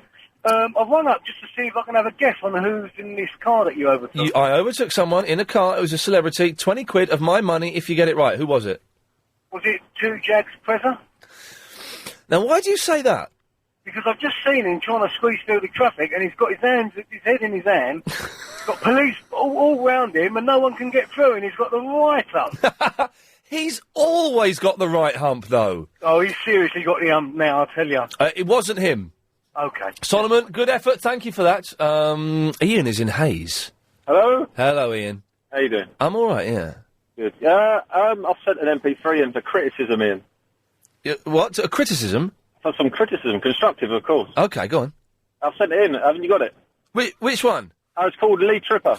Oh, by the way, I watched the Frank Sidebottom show last night. He was on Paul O'Grady last night, but I watched his show on Channel 203. It's the funniest thing. It is the funniest programme, and it's brilliant. I'm going to be on it. I'm going up to Manchester on Saturday to record a bit on there. Didn't you go up there last week? No, it's this Saturday I'm going up, and it's the funniest. It's so funny. He's got Sally Lindsay from Coronation Street is on there. Who's that? The Shelley. Oh, yeah. Shelley, the barmaid. Oh, Shelley, yeah, blonde Shelley. Yeah, genius. Anyway, it's here. It's on the wrong. Hang on. Whilst we're doing that, Ian, can I have a guess who you overtook? Yeah, go on. Was it plainly obvious before you got to the car that you know who it was? Or not? Am I not allowed questions? You're not allowed questions. Was it Robbie Williams? No. Right, it's on. Right, I've got it on the Lee Tripper thing. That's it. Right, it's on. Right, Chris. What? Yeah. This email here from Ian, the Lee Tripper. Yeah. Can you? Now I know it means going downstairs, but could you go and put this onto Burley so that we can play it? Only if I can have a chocolate bar. Yeah, of course you can. I'm not paying for it, though. And also, I need you to get that extra tea bag off of Lucy. You're only supposed to give her one. You gave her two, so I want that tea bag back. But yeah, if you go and... I've been on an assertive trainers course as well. Only for a Kit Kat Chunky. Yeah, that's very kind. OK, yeah, I'll have a Kit Kat Chunky, get my tea bag back from Lucy and put that on Burley. Thanks very much, Chris. Cheers. What? Yeah, good lad. Ian, I tell you what, if you say... can we call you back after the news? Yes, because it'll take Chris a while to do it, because he's not that bright. No worries. And we'll speak to you after... Chris, you got Ian's number? Hey! Where you going? Yes! OK, we'll speak to... I just saw Helen... It seems a bit more assertive, doesn't it? I've just seen Helen centre parting. Have you got a centre parting, Ian? Sort of. It's a bit short at the moment, though. Oh, it's good. They look funny. I think it's the way forward. Ian, we'll speak to you after the news at 4:30. Cheers, bye. Good lad, thank you. Brian. Hello, Ian. Hello, right? Brian. Yeah, I'm fine. Just a couple of things. Can I have a guess at who you overtook, first of all? Of course you can. Yes, I need an out time, by the way, Helen. But yes, of course you can. Go on. Wouldn't have been a little fat guy in a Jag with a squeaky voice? I can't answer any questions until 5:30. It weren't John Galt, was it? No, it wasn't Gaunty. No, but no, it wasn't Gaunty. That's all I'll say for the moment. Okay. The other thing I found out, I went down Bramley Road today. Oh yeah. My God, what a dump! Bramley Road, for anyone who doesn't know, is where LBC and Heart 106.2 are based. You could say that, yes. I mean, the building certainly stands out from the rest. Yeah. Let me put it like that. Listen, I'm going to keep quiet because I don't want to join the ever-growing list of people who work here who've been mugged here. So I'm going to keep... It definitely looks like that sort of area, doesn't it? I know Bill Buckley has. It's not Gough Square, is it? Bill Buckley has. I think Marcus got mugged as well at some point. Marcus got flashed. Oh yes, I remember that. Yes, it's a strange place, to be honest, Brian. Definitely not Gough Square, is it? Or the ITM building? No, I unfortunately missed out on the whole Gough Square experience where LBC used to be. So I don't, But Perhaps they can, perhaps by moving there, they've saved a bit of money. They can pay you a bit more. It's like, because it's in the middle of an estate. It's like being, at a pirate radio station. It's like the almost. Bronx, mate. Yeah, but it's, there are some nice areas around here. But yes, there are some slightly dodgy places here. It's got. But you go about 50 yards up the road. It's sort of upper class area. Well, that's one of the weird things about London. Is in central London more than out here, really. But you can be in a dive, and then you turn a corner, and suddenly it's a really posh area. And there's no differentiation. That posh places are put next to not so posh places, and that's what makes London beautiful. All right, look after your wallet. Thank you, Brian. I will do. I'm going to quickly take this call straight to air. Line 9, you're on the wireless. Oh, hello, Mr. Iain, sir. Is that Dr. Rahim? Yes, how are you today, my I'm very well, Doctor. How are you? Very well, thank you. But I'm calling about the spots. Spots? Yes. You keep getting spots as old men? Well, the problem, you see, is there is difference between the spot for a teenager, which is related to hormonal changes, which is presentation in the skin, you see. But the spot for the old people can be variety of complications. One fellow came to see me recently. Well, he was clearly 91 years of age. But when I removed underpants, the spot was very, very large. Oh, dear. And one launching of this spot produced, well, I will not give too much detail, No. but one horrible remedy was very effective for helping him to recover. Right. And I would suggest that these similar herbal remedies can be found in most pharmacy. What is it? Well, there is variety you can purchase. There is, I will not give brand name, but herbal one is best because the pharmaceutical one really is. And you rub it on there, do you? Rub it well, or you can apply after bath or shower. But after bath or what? Or shower. When you remove, you have shower in the morning. What? Or shower with the water. Oh, shower. Shower from the water. You apply after shower, and it is more absorbent into skin at this time. Okay, Dr. Rahim, thank you very much. Always appreciated. You're welcome, my friend. Good lad. Bye-bye. Goodbye. Dr. Rahim there. Excellent stuff. Okay, 0870 9090 973. If you've just missed that bit of Iain Lee, Did you manage to do what I asked you to do? Yes, all done. You could during the news. You couldn't get us a Twix, could you? Oh, whoa! Steady on. I had to hit your fader. I haven't even got a fader. That's how perilous that was. Okay, so after the news, we'll hear Ian's, a guy called Ian. We'll get him on the phone again. Hear a jingle he made for us. Could be rubbish, could be good. I don't know. I didn't bother checking it out. And you can give us a call 0870 9090 973. So, what have we had so far? I'm not doing that recapping nonsense. That's for squares. What I am going to do very quickly, though, is I'm going to find this, and I'm going to play this. These are the words Chris can't say, these are the words he can't say, these are the words Chris can't say, these are the words he can't say. Hey, Chris, man, when it's raining, and you go outside, and you carry that thing that goes over your head and stops the rain getting on you, what's that called? Umbrella. Huh? Umbrella. These are the words Chris can't say, these are the words he can't say, these are the words Chris can't say, these are the words he can't say. Hey, Chris, sometimes, I know you don't obviously because you're going out with Chicago, but if you were to go out and spend an evening just, chatting up chicks, what would you call that? On the pole. Huh? On the pole. These are the words Chris can't say, these are the words he can't say, these are the words Chris can't say, these are the words he can't say. We discovered both of those just during that news break. Isn't that fantastic? Can we get Ian on the phone and we'll play his jingle, which I've not heard, so I don't know if it's any good, but we'll have a listen to it and see if it's any good. But before that, let's go to Peter. Hello, Peter. Good afternoon, Ian. Good afternoon, Peter. You all right? Right, Ian, I've got a bit of a problem. I need a bit of help. I can help. I need my wrist jolly good slap on air. I was on the internet about 2 weeks ago. Oh, you mucky pup. I was being a bit of a naughty boy. Wife was in bed. Picture the scene, I was visiting some adult content sites, oh, yes. might say. Yes. Oh, God. What's bloody happened? She's gone through the history and found it? No. Oh. A virus come up. Oh, okay. Well, that's not as bad as the missus. No, that's Believe you me, that's happened. Gone through the... What's this? Huh? I don't know.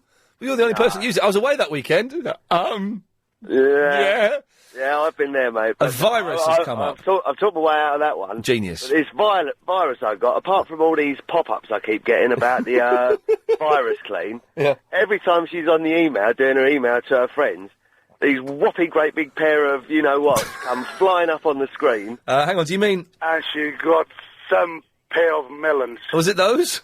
That's the ones. Okay, yeah. Pair of melons. Yes. Oh, massive pair of melons. They keep popping up. They keep popping up. Wow. Ring Cherise, ring her, and would you like to meet her? Wow. And, I've luckily my wife's Filipino, so I've bluffed my way out of that one. It's just, the English internet is a bit dodgy like that, you know. You're Filipino? No, my wife. Oh, your wife is, so you jeez. So you told her... I just blame it on English airbands and waves and say, it happens. All right, yeah, brilliant, good lad. So you want to know how to get rid of it? I'd like to get... What happens is, because you get these virus cleans come out, and it says, go to this website and download the clean for free. Never go there. But, what it does, you go there, and all they do is they give you a free scan. But then, at the end of this scan, it says, would you like to buy our product for blah, blah, blah, blah. Those things that pop up and say, oh, you may have a virus, click here to get it. Never go there. Always get something good like Norton. Norton's a good one, antivirus. Yeah, I mean, do I have to go out and buy a cleaner, or is there a site I can go to? Oh, blimey. I wanted to know... Right, well, to stop viruses, I would recommend spending a few quid and getting Norton antivirus. Norton Which you can get on... you can probably download from the website. I don't know how much... I feel like Febsy, the gadget detective.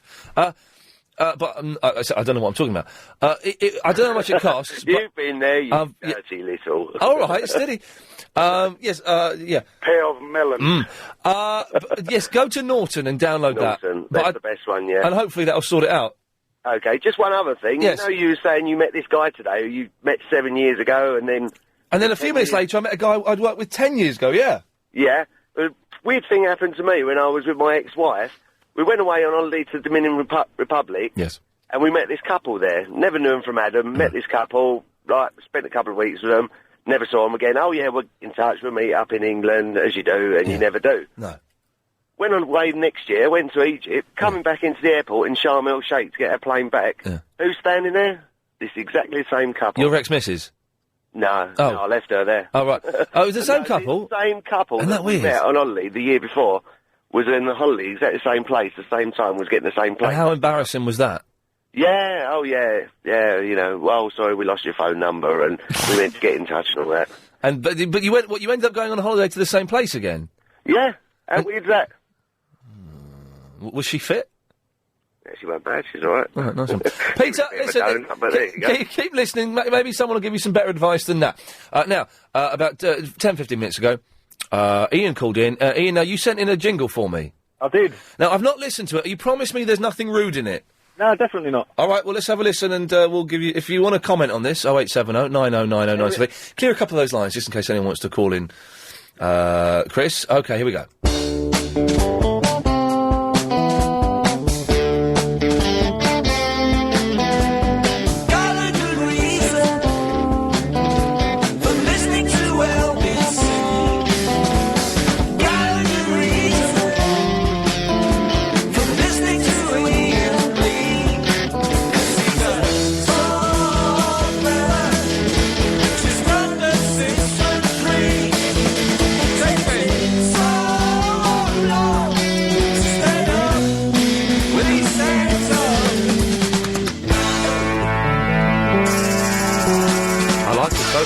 Good.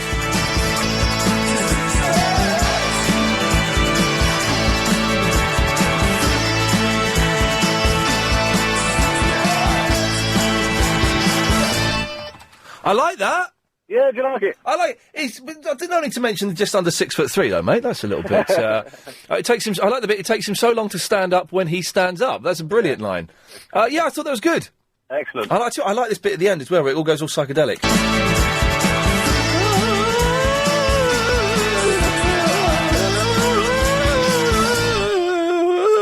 Are you looking forward to the third one then?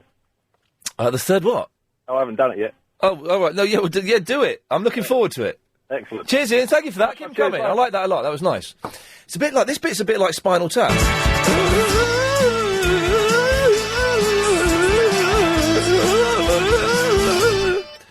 What's the psychedelic song from Spinal Tap? Listen to what the flower children say. Fiona. Sorry, you got me thinking about Spinal Tap. It's good, isn't it? Oh, I love Spinal Tap. I love. Do you know what? I'm going to watch Spinal Tap this weekend.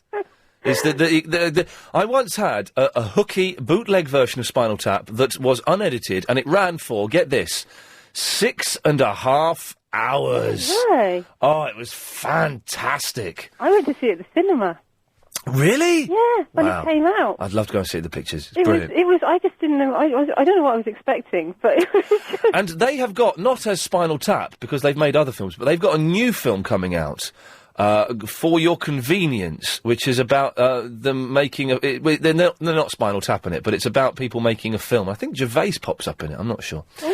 Anyway, Fiona. Hello, well, the reason I rang, Yes. I was going to ask you if you'd seen a programme last night, but I don't know, you probably won't have done, because I've been out gadding, or whatever. Gadding? Gadding about. Oh, I don't gad about anymore. You're not? No, very You rarely. work. Yes. What was it? Well, it was on Channel 4, and it was called The Secret Millionaire, and what it was a guy, a young guy, he's like 26, and he's a millionaire, and he went undercover as a youth worker in Hackney to sort of suss out different people for who he wanted to give money to. Wow.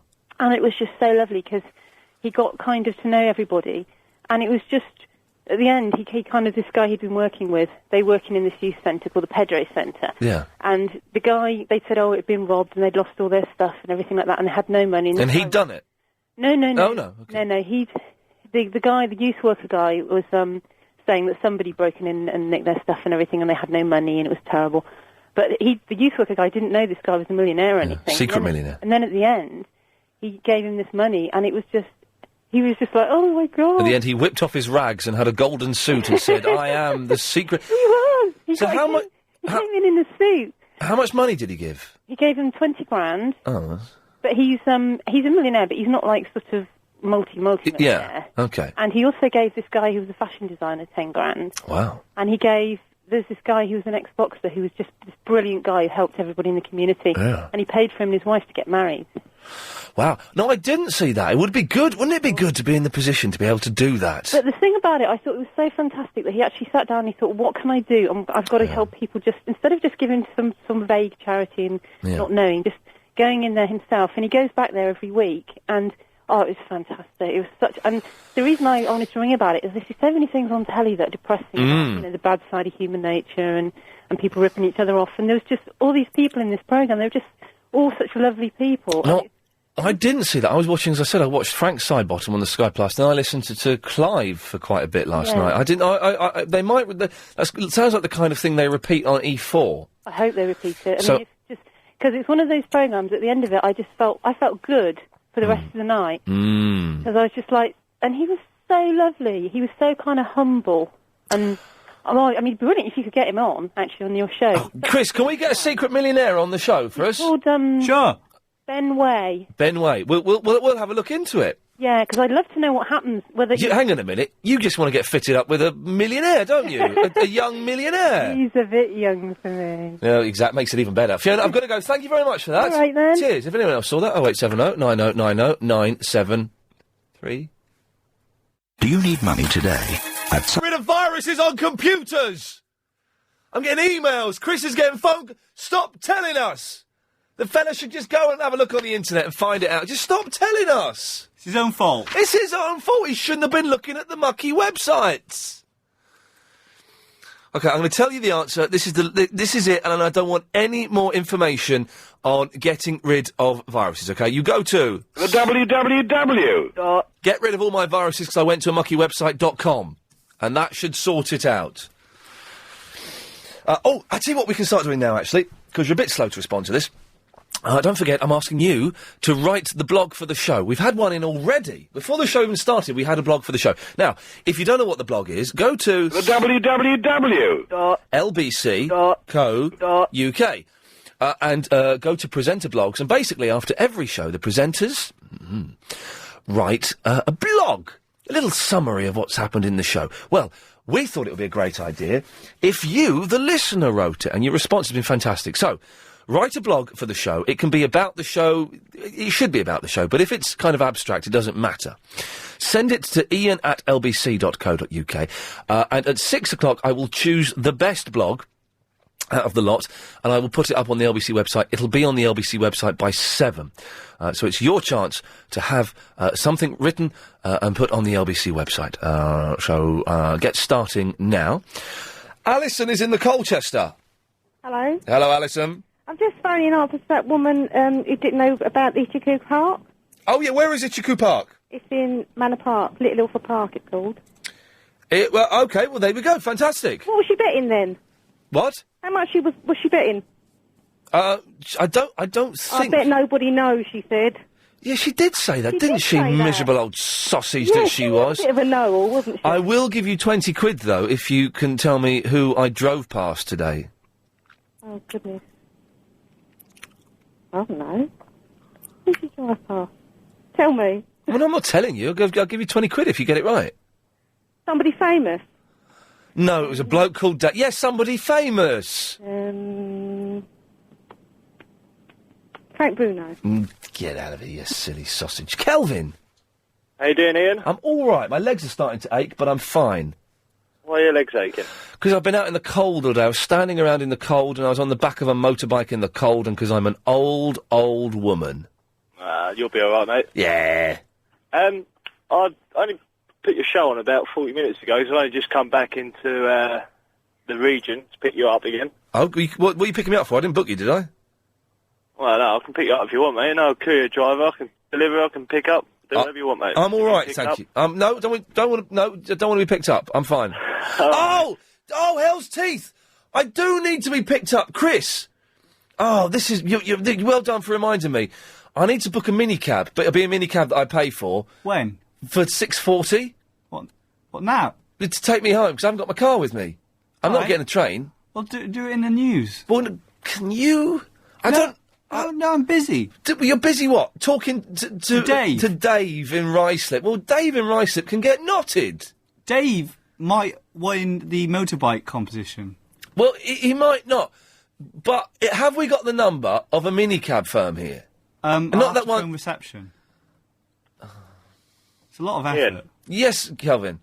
Can't you sort this out in the news or something? No, mate, I can't. The thing is, I haven't got my car with me today because I was getting motorbikes everywhere. So I need to get a cab home. Well, get a motorbike home. Get that home. You can't ride that. You can. Right, come on, Kelvin. Yeah, I heard you talk about spots briefly. Oh, yes. I come out the bath last night, drying yourself as you do, and I found a nice juicy spot. Oh, right. Didn't know it was there until I was drying myself. Yeah. It was on my bum. Oh, right. Oh. It wasn't on the cheek. It was, how can I put it? You know the crack? Can I say that? No. Well, it was like at the top on the inside. Right, okay, yeah. Right, yeah. And it was one of those... Obviously, I couldn't see it, but from the feel of it and the pain, it was one of those spots that just underneath the skin, ready to come through. So I thought I'd have a squeeze, as you do, and it popped like a beaut. And I looked at my finger, and on my finger, all the blood.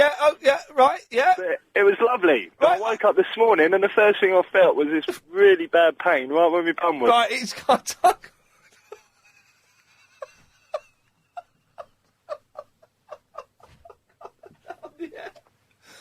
I can't allow a story like that.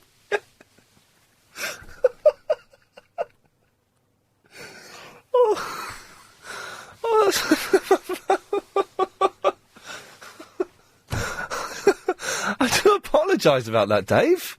All right. Sorry about that. What can I do for you, Dave? I don't know, my mind's got a bit blank now. I don't know how to follow that. Please, yes. That was a little bit too much. Yeah, it's horrible. I think I might know who you went past earlier. Why do you think you might know? Because you're obsessed with this person, so I think you'd be actually following them. Oh, go on then. Good one. Yeah, go on. Because I think it's your boyfriend. Are you saying... Or the man that you said you'd go with. I should say it that way. I'm not about to him. You saying it's him? I'm Duncan Valentine. Let's find out. Hang on. I'm Duncan Valentine. You're Iain Lee. I'm not investing in you, so I'm out. I'm afraid it wasn't him, David. Oh. Nice try. Not nice enough. Line 4, you're on the wireless. Oh, hello. It's guessing who Iain Lee was driving by. You're on the air speaking to Iain Lee. Who do you think it was? Daniel Craig. Oh, good guess. Not good enough. Line 3, you're on the wireless. Hello, you're on the air. Hello? Hello, you're on the air. Yes, hello. I'm listening to Iain Lee, and I heard him asking for a minicab telephone number. Yes? Okay, my name is Raphael. I work for Chepstow Cars. For what cars? Chepstow. Chepstow Cars? Chepstow Cars? Chepstow. Chepstow? Yeah, Chepstow Cars, which is not far from your office. Yeah. And we cover your area. If you like our number, you can call us and we'll come and pick him home. And give for free? Oh, well, you have to discuss that. Okay. Listen, you're speaking to Ian now. I'll tell you what, I'm going to put you back to Chris and we'll get the number. Thank you. Thank you very much, my friend. Cheers. Galliard Home's most successful long-term... We'll give them a call at 5 and see if they'll give me a lift home. That'll be handy, Andy. A little bit dandy. Gary. Ian. Gary. I'm always trying to get through to you, I never can. Anyway, Itchy-Coo Park. Yes. Is Little Ilford Park. Did the old woman not just say that? I don't know. I've not had the radio on. Oh, I weren't listening. Well done. Hang on a minute. Hang on a minute. Here we go. No, not that one. Not that one. This one.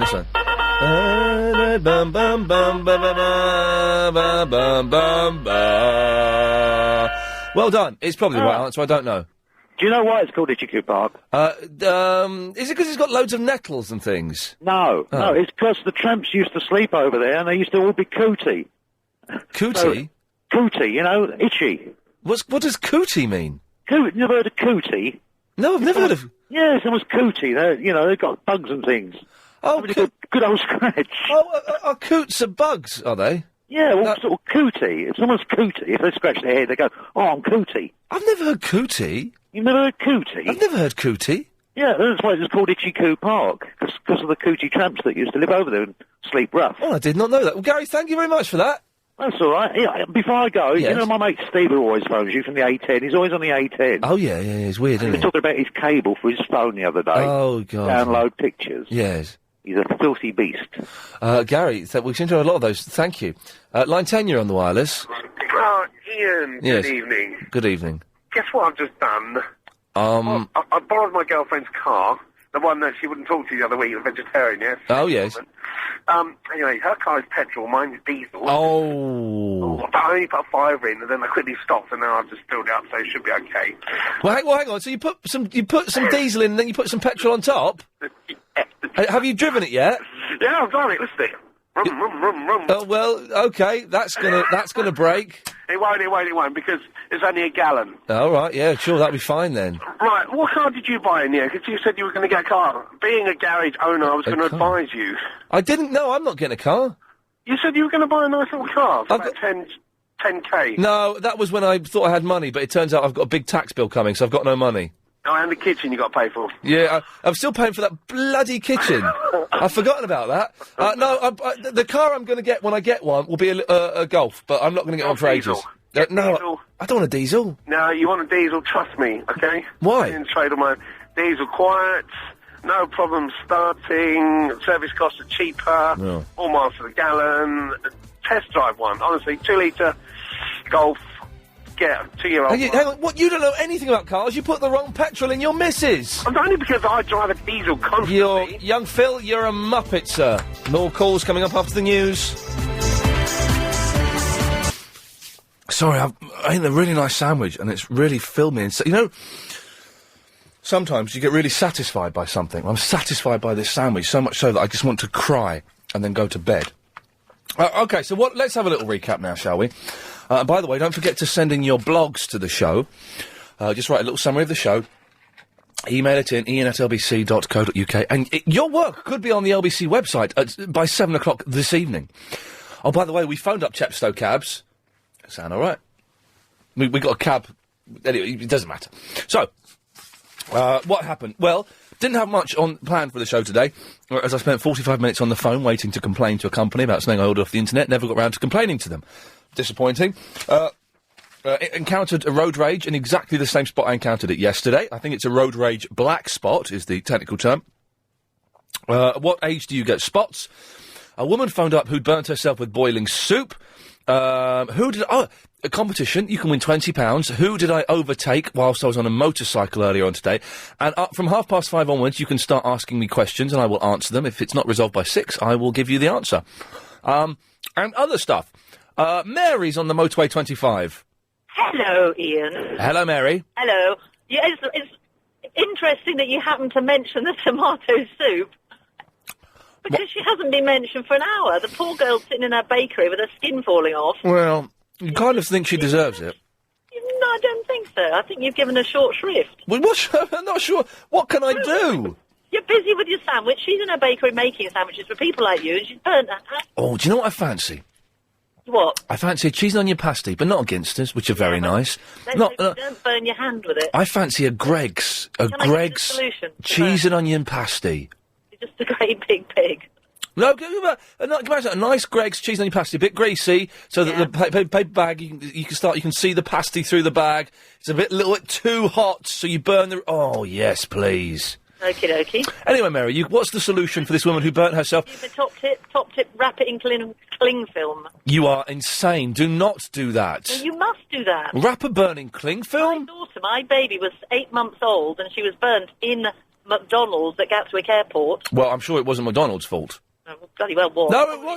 In that case, we've got to stop that there, because McDonald's are an excellent restaurant. I'm sure it wasn't their fault. Excellent. In fact, stuff the Greggs, I fancy one of those McDonald's vegetarian burgers with the mayonnaise on, because that's nice. OK. I should have done this ages ago. Now, Vodafone care about the self-employed and small businesses, so they have teamed up with LBC 97.3. So, if you... a lot of so's there, but you shouldn't really start so many sentences. So, if you run your own business and you want some tips on how to tackle those problems that often seem insurmountable, and you're like a small business and self-employed and stuff, very, very simple. You can find a lot of the answers simply by going to your computer and logging on to... the www.lbc.co.uk/Vodafone. lbc.co.uk/Vodafone. Peter! Hello? Hello, Peter. Hello. Tottenham cake.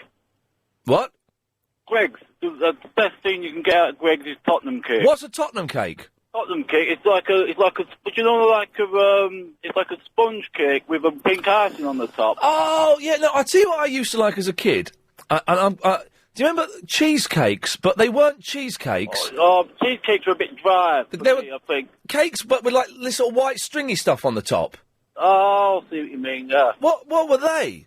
Oh, I don't know, mate, but Tottenham cake, you can't beat it. With a nice cup of tea and the slice of Tottenham... I don't like... That's got to be the slice of Tottenham cake. Oh, that's funny. Yes. What I bring up for, really, was to say, a black cab driver, I can't believe you said on air that you would want to get a minicab home. Why won't you, with all the black cab drivers that listen to your show religiously, and what a good show it is, why won't you get a black cab home? Well, because I can't hail a black cab in this street. You can book one, though. Yeah, but okay. But they're more expensive. Oh, you tight git. But they are, they're more expensive than a minicab, to see what they're fleecing out. Okay. How much would it, as a black cab driver, how much would it cost from Bramley Road to Muswell Hill? For you, I'll do it for nothing. Well, now he's... Bramley Road to Muswell Hill. Whereabouts Muswell Hill? Well, I'm not saying that on the radio, am I, you fruitcake? Oh. Let's say the shops at Muswell Hill. Let's say that area. Shops at Muswell Hill probably cost you about 20 quid. Oh. Because the cab companies charged me 22 quid. Oh, so they're having you over. They're having me. 20 quid. Oh, OK. Well, maybe next time. Listen, it's not something I make a habit of. Normally I have my car, and normally if I didn't have my car, I would get the tube. But I'm tired. I haven't got... How can you be a black cab driver? What do you mean, how can I be a black cab driver? Well, where's your accent from? I come from Hull. But then you don't know London? Of course I know London. I've done f***ing knowledge. 3 years. I think we're OK there. OK, well, yeah, but... Anyway, he's leaving Friday. What, Robinson Crusoe? I'm not falling for that one. Oh, nearly got you, though. No, you didn't nearly get me. The joke is, he's leaving Friday. Who is? Robinson Crusoe. That's the joke. I'm not falling for that. Oscar. Hey. Ian. Hello, Oscar. How you doing, sir? God, I want to go home. I'm doing very well. Ian, I think you passed today David Beckham. Who? David Beckham. Who? Come on, David Beckham. Oh, David Beckham. Uh-huh. You think who I passed in when I was on the back of a motorcycle was David Beckham? No, it wasn't, Oscar. Okay, Ian, before I go. Yes. You know, the funny jingle about Chris is very, very funny. We just have to stop and laugh. What? The jingle. What, this? You got some pair of melons. That? No. The Chris. When the Chris can say something. The what? Chris, the Chris can't say something jingle. I wrote that myself. Beautiful, very good. God bless you, Oscar. Sorry, it's a bad line, that's why I'm having trouble hearing you. Now okay? What? What about now? It's better now. It's better now. Now I can hear you and understand you. Thank you, Oscar. Okay, yeah, no, I telling you about the Chris jingle. Yes? You know, I was driving for another circle and I had to stop laughing. Because it's very, very good jingle. Oh, well, thank you. I'm glad you like it. Yeah, beautiful. Oscar, nice to talk to you, mate. Take care. Thank you for the program, mate. Bye-bye. What a nice gentleman he was. What a very nice gentleman. Okay. Still got 20 quid to give away. If you want it, you can have it. 0870 90 90973. More of your calls after we've had this. I think you know why I've called you in here, Jones. Hello, Ian. How you going? I'm all right, Dean. Good. That poor woman who got burnt. Yes, what a terrible... By the way, anyone is only just tuned in, she got burnt by some tomato soup. It wasn't, you know... Yeah. Yeah. When I was younger, I got burnt by a car radiator, like the water coming out the cap. Yeah. And my dad told me, like a couple of years beforehand, to spread honey. Because honey is an antiseptic, and also a mild painkiller, and it stops like any scarring, and it certainly worked for me. Won't that cook it though? No. Okay. All right. It works really, really, really well. All right. That's. I knew it was antiseptic. I didn't know that it was a painkiller. Yeah, a mild painkiller. You know, like when applied to the skin. Yeah. And another thing, Ian, that's been bothering me. Yes, Dean. Last time that I phoned you... Yes. You cut me off. Why was that? Mary's in Camden. Hello. It writes itself sometimes, doesn't it? No, it really does write itself. No, not yet. No. Hello? Hello, Mary, yes? Right, I hear that you've been plagued by old men in cars. I've had two old men yesterday at exactly the same spot at separate ends of the day give me a right old rollicking. And what did you say to the second old man? I said, he was shouting at me. First of all, I was laughing because it was so amazing it happened again. You done it? Who are you talking to? All right, it's a friend that told me you've been plagued by these old men in cars. And I just said, you are a very silly old sausage, aren't you? It's better than what... Did he make any signs that you're upset you? Yes, he was shouting abuse at me, and he didn't do the flip the bird, but he was shouting at me. Oh, again? Well, it wasn't the same old man, was it? No, this one was 10 years younger. Oh. You see, when they get behind the wheel, a lot of people become like some sort of demon. They don't... Yeah. You know, this is the thing, and perhaps they think they're all like you, young and sort of, Full of spunk. Huh? Yes, possibly, yeah. Yeah. Or it could be your karma so that you can practice your passiveness towards the old. There you go. You're the second person to mention karma. And last night, I was thinking... I seriously considered the karmic possibilities of it. I was thinking, maybe I am meant to learn a lesson here. That's true, yeah. And the lesson I've learned is that old men are miserable and shouldn't be allowed to drive cars. Yeah, you were saying not over 60. You call old over 60? I say over 47 is old. But there is no restriction on age. I think that's bad. It should be about up to... Yeah, 70 at the least, or 75. Isn't there an age when they have to... Sleep at the wheel, Isn't there an age when they have to take a test again? I thought there was. Yeah, I think so, 80. 80. Oh, bloody. But I think they could fall asleep behind the wheel and all this, couldn't they? Listen to this. Yes, they could do. Yeah, You know, awful. So, perhaps it's your karma to respect the elder. Karma, chameleon. You gotta go. Could you tell Agent Chris that confidence can move mountains? Let me just tell him now. Chris? Yeah? Mary from Camden says, I should tell you that confidence can move mountains. What? Well, seeing that you did your assertive test, class. Huh? You did your assertive class. First there is a mountain, then there is no mountain, then there is... Yeah, what are you banging on about? Very good. First, Confidence doesn't move mountains. That was John. Yeah, but that song. First there is a mountain, then there is. That's Donovan, isn't it? First there is a... I met Donovan. Then there is no... Yeah, hello? Then there is... Oh, he's a nice fella. We had Donovan on the phone a couple of months ago. I met Donovan. I know Donovan. Hang on a minute. It's gone from you've met Donovan to you know Donovan. Suddenly I thought it was the other one that you put on that song.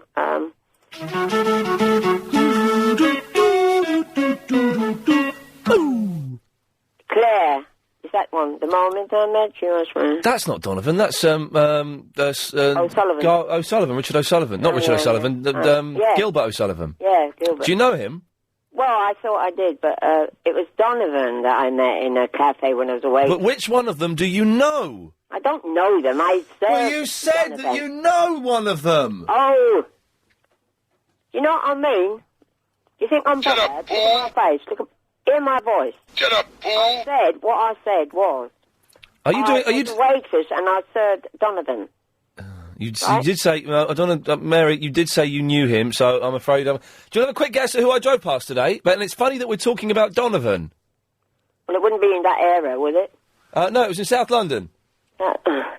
Elton John? Derek! Hello, Ian. Hello, Derek. All right, can I have a guess? Yeah, of course you can. Right, Mr. Chris Tarrant. No. No. No. Okay. All right, can I give you my theory as to why your traffic reports always seem to be out of date by a couple of hours? Oh, give me a theory, yeah, go on. Right, well, a lot of couriers listen to your show, and I think there's a smart courier out there somewhere. Oh, these are Koreans.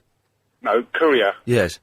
Van drivers and black cab drivers and all such. Well, anyway, there's a smart one out there. Yeah. Every time he gets a job somewhere, he phones you guys and other radio stations and says that there's a traffic incident there. All right.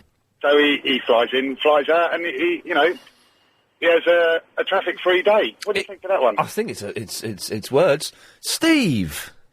Hello, Ian. Hello, Steve. Hello, mate. Yeah, I was going to have a go at your celebrity, Have a go. Ainsley Harriott. Now, why do you say Ainsley Harriott? Bearing in mind there's 20 quid riding on this. Ainsley Harriott. Well, because I work in South London. Yeah. I saw him in his motor. Oh, yeah. This afternoon. Yeah. It wasn't him. Therefore, I think It wasn't it's him, Ainsley Harriott. Steve. It wasn't him. Oh, we go to... This is blowing my mind. Gone from one Steve. Guess who the next caller is? It's another Steve. It's me. Hello, mate. Oh, it's Steve, who's a mile away from his phone. Oh, hold on. Yeah, I'll turn it up a bit. Is that better? Not really. Steve, you're a black cab driver?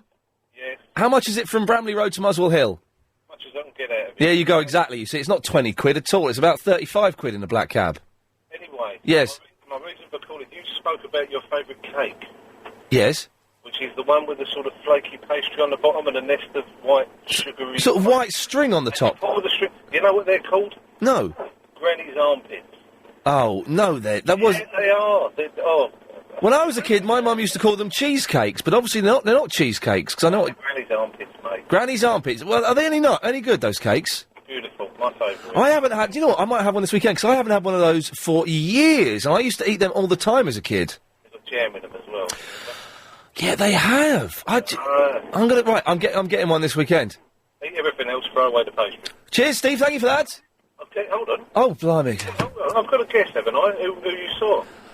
All right, then. I was riding on the back of a limo bike, which are brilliant but scary, and I drove past, overtook someone, a big celebrity. Who was it, Steve? Her Majesty the Queen. Is the wrong answer. Oh, you nearly said something fair, didn't you? Yeah, well, nearly. Okay, 087090909 something. Fariba? Hello, dear Ian. Sorry to No, you whoa, again. I hope you're okay. no, and your listeners yes, and stop, everybody. The whoa, thing is, I am in, Fariba. Yes, dear. Can you wait? Yes, I am If you've just missed that bit of Ian Lee, you can download... Fariba. No. Now, I've got to go to the news. Yeah. So can you wait for another couple of minutes? Do you want I do update Yes. food and vegetables Right. live from Sainsbury? Yes, excellent. Right, I'm going to take that as a yes, and we'll speak to her after this. What? Please, cheers. Available on DA. No, you do it. You do it. I'm gonna go to reception and get the package. You're paid to do it. Do your show. We do it. Gonna grab your nuts. Right, do it. Just do your show. Get the package then. All right.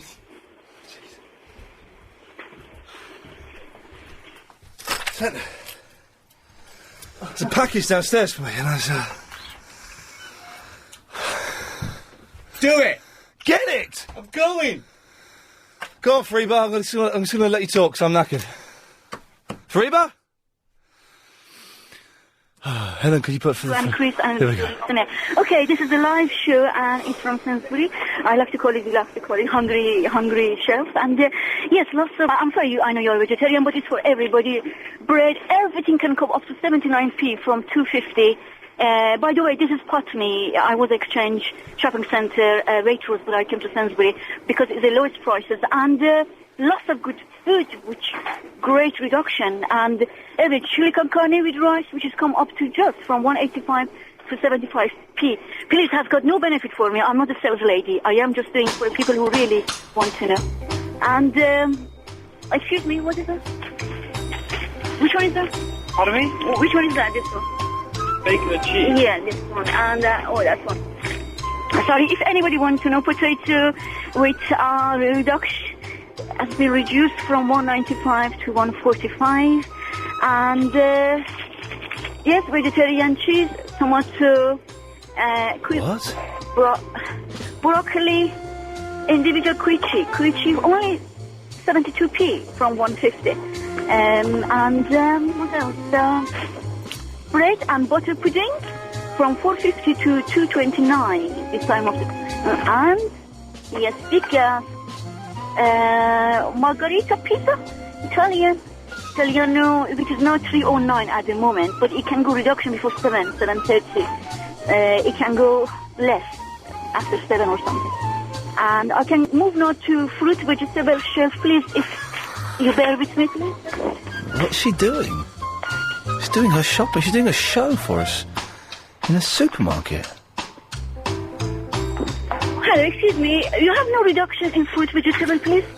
No reduction in fruit vegetable? Please. Which shelf is that? Okay, cheers. Yeah, lovely ginger, which is good for flu, cold, everything from 249, which is 150 this Got a time. headache after that. And everything, onion, I don't know, carrots and salad things, cucumber, tomato and everything reduction. And yes, another shelf, all the lettuce reduction. On Yes. Chris Evans' show, this would be a daily feature. We're doing it once. Yes, this is it. There's the salad, everything 54p to 89, 106p. And the flowers, everything can go reduction after 7 p.m. They open until 9:30 in Putney. OK, Fariba, thanks very much for that. Jenny's in Bromley. Ian, hello, how are you? I've got a headache after fighting Chris. You shouldn't fight, you're a big boy. It was, exactly. It was good. It was good, though. I kept grabbing him in the ghoulies, hoping that would stop him, but he took it like a man. Well, perhaps he hasn't got any. I felt my elbow. I did. I felt them. I hurt my elbow. I bashed my elbow on the door. Oh, by the way, there's only 25 minutes to get your blogs in for the show, so send them to ian@lbc.co.uk. Yes, right, carry on. I wanted to talk about your cheesecakes. Not, they're not called Granny's Armpits. No, that's a horrible name. They're cheesecakes, you're quite right. They are called cheesecakes, but they're not cheese, though, are they? No, and the stuff on top was actually coconut. Oh, coconut. Stuff. And did you eat them like I did? Did you pick all the coconut off and then eat the cake? Do you know, I think I probably did. I bet you did. Yeah, I loved it. Oh. Have you had one recently, though? Because I don't know if they're... Because they don't look as... When you're a kid, something like that looks like it's going to be fun. Yeah. But they look now like, oh, God. Boring. Yeah. Is it us getting boring or the cakes, do you think? Well, I think it's us getting boring and old, Jennifer. And can I guess who you saw today? Oh, yes, people have got until 6 o'clock to get, and there's 20 quid of my own money. Can I say, we have had 2 guesses that have been very, very close. Right. I want to say Gordon Ramsay. Why do you want to say Gordon Ramsay? I don't know. Are you saying Gordon Ramsay? I'm saying Gordon Ramsay. I'm saying bye-bye. It's 5:38. It's time for the daily 5:38 Daily Correspondent Update. Brought to you every day. Daily. Greetings, Londonian and people picking up baby in the Anglo-Saxon region. It's Dave is... It's Dave is longest stuff. He's a veteran correspondent and a lover of animators. And did you know that the longest hot dog in the world measured a meaty 31.9 meters? Wow. It took 5 people to finish the hot dog at about 26 minutes and 15 seconds. And Ian, that Bluetooth Maximus crack caller was really funny. Really did make me laugh. And playing that Agent Chris thing twice was genius. And also, was a celebrity, you saw Dustin Hoffman. This is Kev from the Windsor, the roughly 5 to 10 seconds of noise correspondent, and here is my update.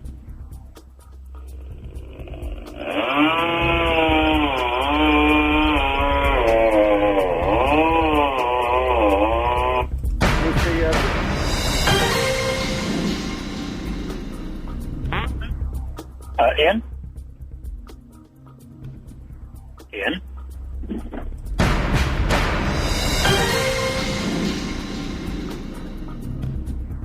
Hello? Can I speak to Ian, please? Oh, good updates there, ladies and gentlemen. Good updates. Don't forget, on December the 22nd. All out of breath after that bundle. Oh, blimey. We will be giving awards out to the best correspondents. Glenda is in Orpington. Oh, hi, Ian. Hey, Glenda. Hello. I phoned earlier because, you know, you passed someone earlier. I overtook someone I said famous. The Queen. Yes. But then somebody else phoned up Yes. and said the Queen. So I'm going to go second guess, and I'm going to say Princess Anne. Oh, now. Oh, this. Okay. This puts me in an awkward position. So I'm hot, yeah? I'm quite close. I don't know. Are you hot? No, am I quite close? Hot. You're not allowed to have a second guess. Oh, well, I'll say Anne. Have you got a ringer? What's a ringer? You could get a ringer. If you got a ringer to phone in for you, then they could say that, because it might be worth their while, but I can't let you have a second guess. Oh, Sarah. No, you're like your third guess. No, listen, no, not at all. Line 10, you're on the wireless. Hello, Chris. It's Ian. Oh, sorry, Ian. Yes. This is Tony. Hello, Tony. Hi, how's things? Yes, all right. You're right. I'd just like to comment on Aram. Arab, yes, okay. Who's a regular caller to the show? I've ever heard in my life. It's what? The funniest call I've ever heard in my life. Oh, don't encourage him. No, seriously. He was funny. Because he calls in sort of every day. He normally calls in after 6, I think. Yeah, no, he's a bit common in that, but... He was quite amusing on Sunday night, the Sunday night show we do, 10 till 1. Got it. So, after the fact. Yes. He's so funny when he said, Red Bush and all that. I prefer Shoal Tweety. How funny was that? Yes, he's a little bit mucky, though. We can't encourage... Yeah, okay, I wouldn't encourage it, but surely you'd laugh at it. Well, yes. Habiba! Hello? Look at that bloke's beard! Oh, you missed that bloke's beard on the news! He looked like a real Father Christmas! Are you talking to me, Ian? Him! There he is! Look at his beard! The fellow with the Pope! Sweet Lord. Yes, Habiba, what can I do for you? Oh, yeah, can I guess? First of all, I think it's brilliant. You're a genius to get us lot to do your work for you. You get paid to write a blog like every other presenter, and you get us to do it for you. You're a bloody genius. I'll stop you there, Habiba. I don't get paid to do a blog. But it's part of your job, isn't it? No. It's not in my it's not in my contract. It's a new thing that they introduced. It's not in my contract. So if you don't do one, what would Hooker say? Or Lloyd? Mr. Hooker and Mr. Lloyd to you, young Well, no, lady. I'm not happy with them because they're moving you from dry time. I don't know. I don't know. I don't want to push it. That's why I'm asking everyone else to write a blog for me. And can I say, we've got 15 minutes to get your blogs in, and we've had some good ones. You are a genius for that. The other thing is, Thank can I you. guess? Was it the celebrity you saw on the limo bike? I think it was Jamie Oliver. Miles away. Oh. Absolutely miles away. Oh, Nowhere all near. right then. We've had two guesses. I tell you what, for the last 15 minutes, we just clear those lines. I don't want to talk to any of those freaks. I'm sorry. What are you pulling that face for? Because I've racked them all up. Yeah, and I'm getting. What? I've got rid of them No. all. I'm just getting rid of. I'm clearing the switchboard. There we go. It's gone. Be like me with the present I bought for someone. It's gone. Get over it. Chill, man. You're going on a big booze up. You're going out on the pole tonight, aren't you? Going to go on the pole. Is that what you're doing? Going on the pole. Huh? You're going on the pole tonight? Speak properly. I can. You can't. Do you need money today? At Suttons and Robertsons, we can lend... Sorry. Just, I'm so out of breath. I'm such an old man. Okay, so, the last few minutes before 6 o'clock, 0870 90 90 because guess who I overtook whilst I was on a limo bike, and you can win £20. Or phone in about whatever you want, really, but, you know. Line 1, you're on the wireless. Bottle it. 2, you're on the wireless. Hello. Hello there. All right, Ian, it's Dean. Hello, Dean. Yeah, you ain't bullying Chris, are you? Beating him up and what have you? I think you'll find he actually won the fight. Oh, well, that's all right then. Yeah, it's okay for him to bully me, is it? Yeah, but we'll know he's the brains of the operation, mate. Yeah, and I'm the good looks, yeah, okay. Yeah. Well, that sounds fair enough. Can I have a guess who you say? You certainly can, Dean. Dom Jolly. Dom Jolly? No, not at all. No? No. All right then, mate. Bye. Line 3, you're on the wireless.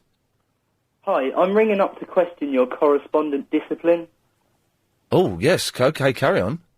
I believe, if I'm not very much mistaken, that Kev from the Windsor is the WWE... Yeah, now, that crossed my mind. He's not the 5 to 10 seconds... Not the 5 to 10 seconds of noise. You're right. Do you know what... Who is this, please? This is Steph from the Churchley. Steph, do you know what? That crossed my mind. Mm. Well, what do you think I should do? What I want to know, Ian, is do you feel it's a sackable offence? So close to Christmas. You would be heartbroken, I assume. I tell you what, Steph, I'm going to leave the punishment up to you. You spotted it. You're the grass. What's the punishment? Oh, I don't want to be a grass. Well, you are. It's too late. You've done that. You're a grass. So you get to choose the punishment. What should happen to Kev from the Windsor? I can't be... It's Christmas nearly, man. You can't sack him. So you're a grass and a bottler. Interesting. Bottler I am. You know, he's speaking like Yoda. OK, Steph, well, in that case, you bottled it. Never mind. Thank you for pointing it out. Kev, you got off very lightly there, my friend. Very lightly indeed.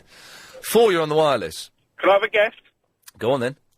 Sarah Beanie? Oh, I wish it had been Sarah Beanie. I wish it had been Sarah Beanie. Line 3, you're on the wireless. What's the problem, Ian?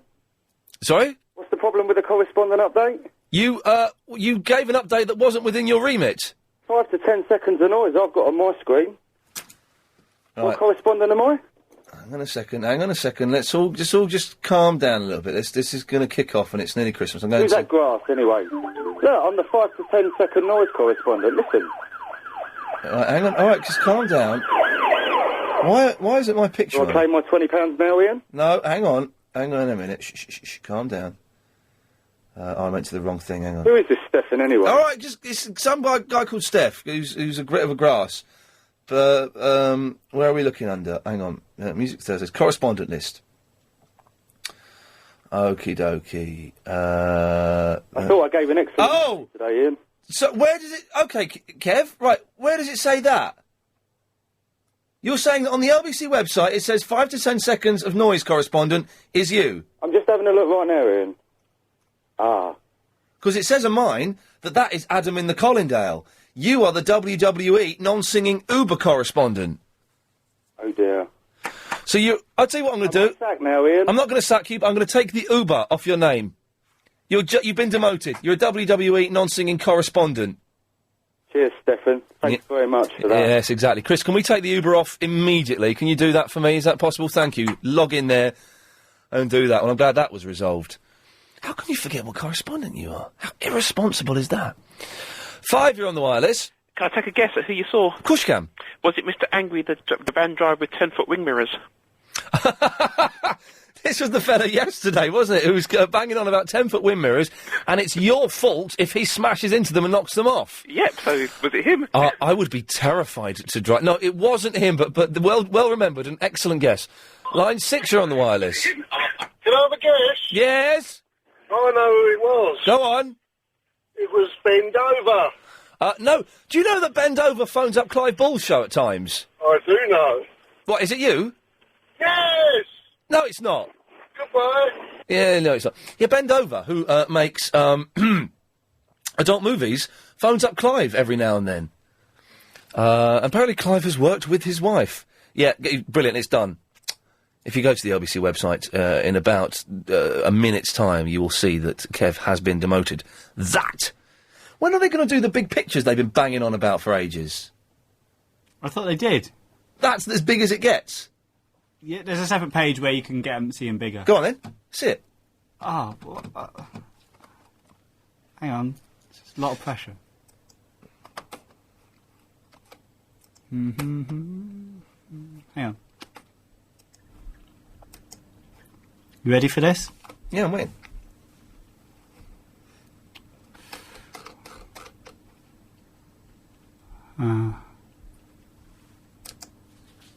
They get as big as that.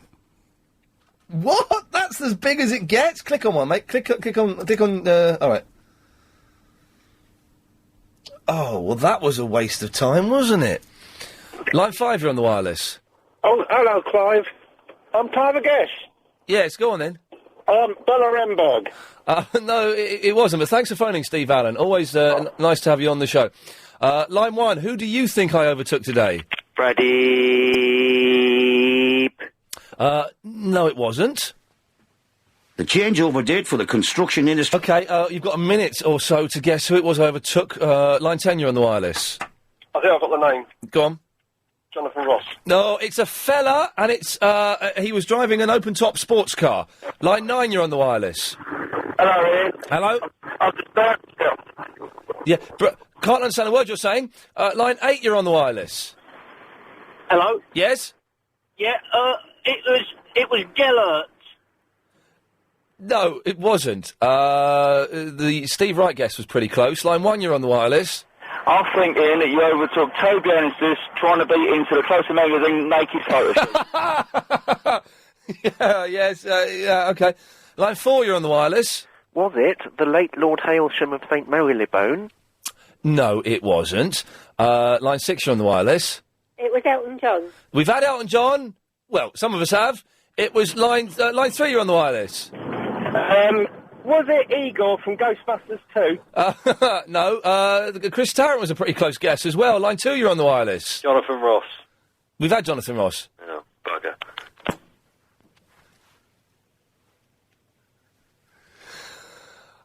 Line 5, you're on the wireless. Oh, Ian, please don't demote me. I'll lose all my perks and benefits. It's too late, it's gone already. Line 7, you're on the wireless. Michael Parkinson. No, it wasn't Michael Parkinson. Line 9, you're on the wireless. Hello? Yes? Was it Chris Evans? No, it was. We've had Chris Evans. Line 6, you're on the wireless. Was it the Donna Kebab Man? No, it wasn't the Donna Kebab Man. OK, Steve Wright and Chris Tarrant were both very close. Line 10, who was it? Was it Frank Sidebottom? No, it wasn't. The last guess of the day goes to line 1. Who was it? Was it Bert and Erna from the Sesame Street? No, it wasn't. If you missed the show today, it sounded like this. If anybody's got any topics, 0870 90 90 973. And she got some pair of melons. I'm always in the Christmas spirit, Anthony. 365. I'm going to do a chicken curry tonight, but I'm going to get my daughter, who will be in any minute now. I'm going to get her to cook it. What are you doing? That's horrible. Please stop. These are the words Chris can't say, these are the words he can't say, these are the words Chris can't say, these are the words he can't say. Umbrella. Huh? Umbrella. You have shower in the morning. What? Or shower with the water. Shower from the water. You apply after shower. I've just seen Helen sent a party. Hello, excuse me. You have no reduction in fruit vegetable, please? No reduction in fruit vegetable? Please. Which shelf is that? Okay. Yeah, lovely ginger, which is good for flu, cold, everything from, $2.49. First there is the mountain, then there is... The mountain, then there is. It was Dr. Fox! Dr. Fox! Dr. Fox! You see? Foxy! Open Top Car was a big clue. Chris Tarrant, Steve Wright. Chris Tarrant, he works at Capital Radios. Steve Wright, because he's rubbish as well. So it was, Line 9, you're on the wireless. Hey, was it John Grant? No, it was Dr. Fox! Line 4, you're on the wireless. Where can I get lamb banders from? Dr. Fox. Line 6, you're on the wireless. Was it Duncan Ballantyne? No, it was Dr. Fox. Line 1, you're on the wireless. Cuckoo, cuckoo. Cuckoo, cuckoo. Cuckoo, cuckoo.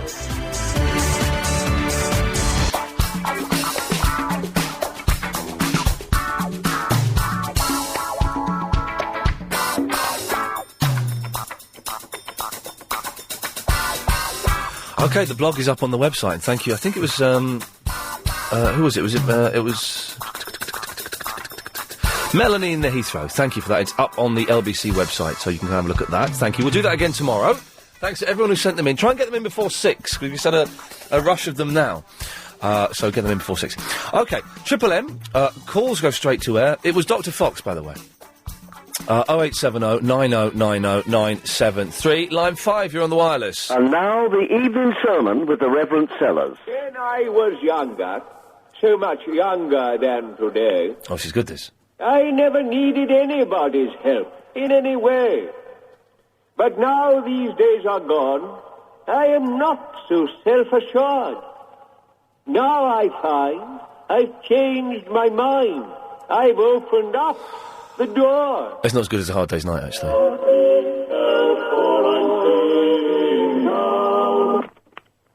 Thank you. I thought it was going to be The Hard Day's Night, which he also did. I've not heard that one, I don't think. Line 6, you're on the wireless. Ian? Yes. Is Jason going to be my new daddy?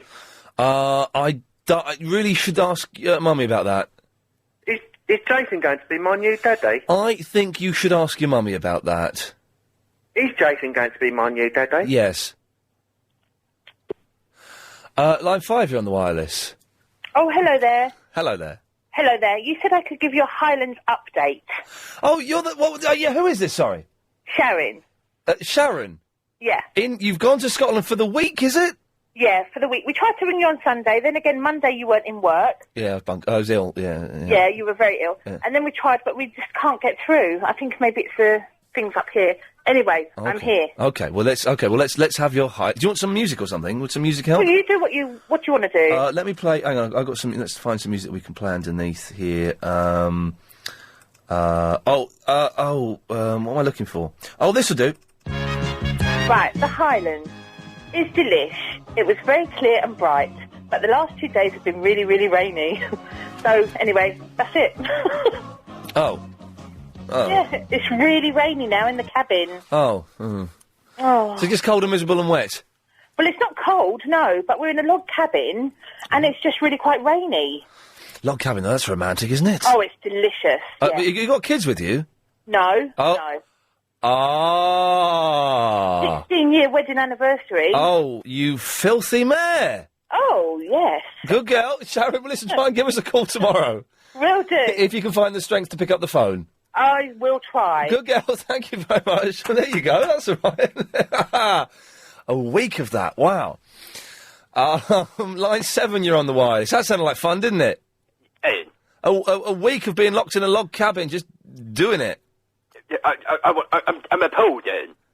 Oh, sorry? I've heard something today in the wireless, Ian. I thought I'd never hear it. What was that? You attacking Chris like that, Ian. We actually had a real bundle, yes. You can't get away with that nowadays, Ian. Why not? Where did you touch him, Ian?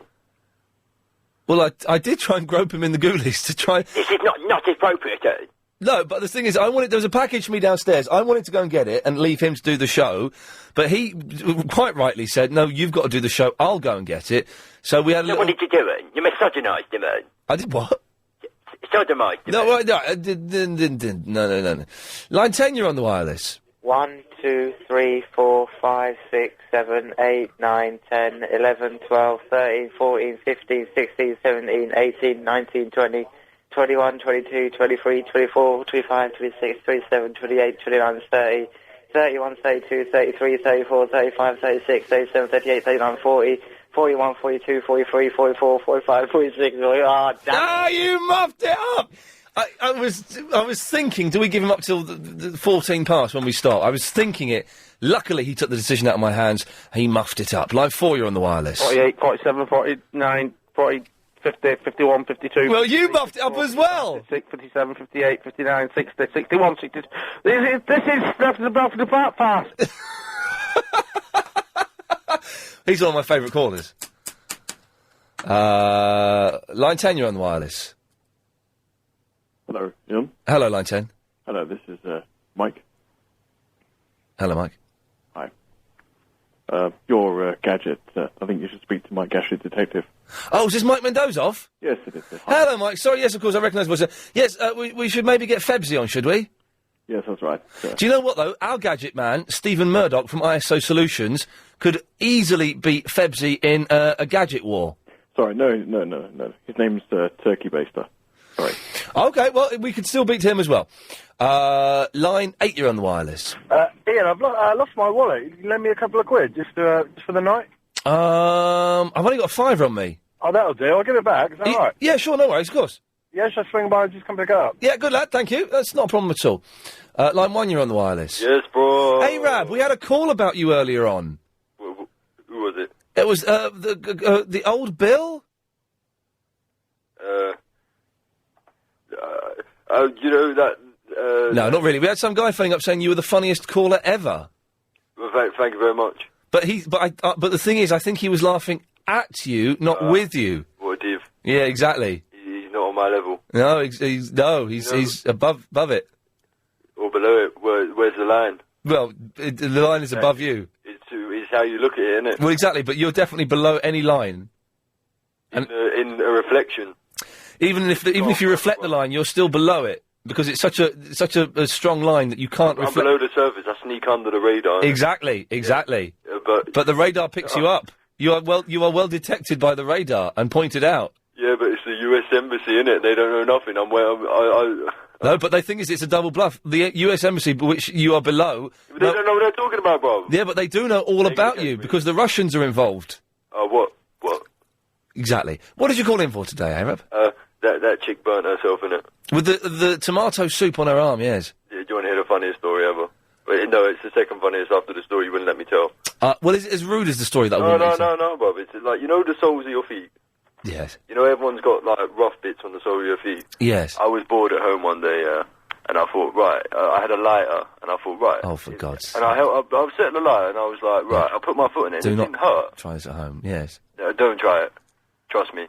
It said, I was like, it don't know. And I put it under there for like 10 seconds. I was like, this is weird, it don't know. I must be like invincible. Invincible. But like, about a minute later, I had to go to hospital, Bob. I passed out because the heat doesn't get through to about a minute later. Try it. Or don't try it. And is Chris in today? Yeah, Chris is here. I thought he was on holiday. No. I thought he was in Chicago. No, I think you're going to America next year, aren't you, Chris? Hopefully. Yeah. 0870 9090 973. I think you know why I've... Line 5, you're on the wireless.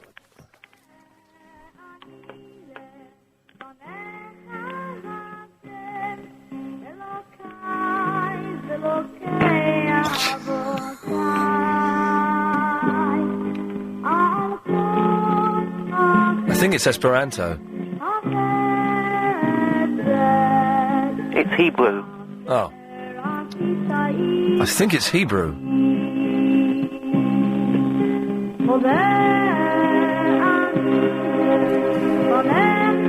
That's very pleasant. Line 3, you're on the wireless. Hello? Hello, you're on the air. Yeah, Ian, can you imagine 3 tomatoes? Hang on. 1, 2. Yes, I can. Right, okay. Which one of them is the sheriff? The second one. None of them. They're all Redskins. One for the listeners. Ha ha ha ha! Yeah. I don't know why the listeners would want that one, but thank you for giving one to the listeners. Line 8, you're on the wireless. Hello, line 7, you're on the wireless. Line 7. Been a hard day. Line 7, you're on the wireless. And I've been working like a dog. Line 6, you're on the wireless. It's been a hard day's night. Is line 3 there? He's sleeping. Line 3, you're on the wireless. Hello, Ian Lee. Party time. Line 1, you're on the wireless. Hello, Ian Lee. It is Mandela. No, line 9, you're on the wireless. It is Mandela. All the time, line 9. Mandela. All the time, line 9. Come on. This is Mandela. Line 7, you're on the wireless. Ian Lee. Line 6, you're on the wireless. It is Mandela, Ian Lee. Wireless, line 6. Hello, Ian. Hello? Hello. No, line 5, you're on the wireless. Hello, Ian. Line 4. It is Mandela regarding... 5, 4, 3, 2, 1. You're on the wireless. Hello.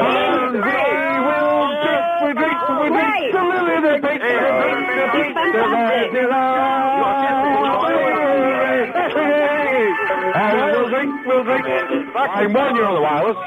He's a right to be honest with you, isn't he? He might be there on his feet, but he knows how to pull the birds. Ian Lee. Hello there. This is Ian. This is... Have I just met him into the party? Oh, is that nice? Ian? No, it is not nice at all. Ian Lee. Hello, Ian. Hello there. Ian Lee.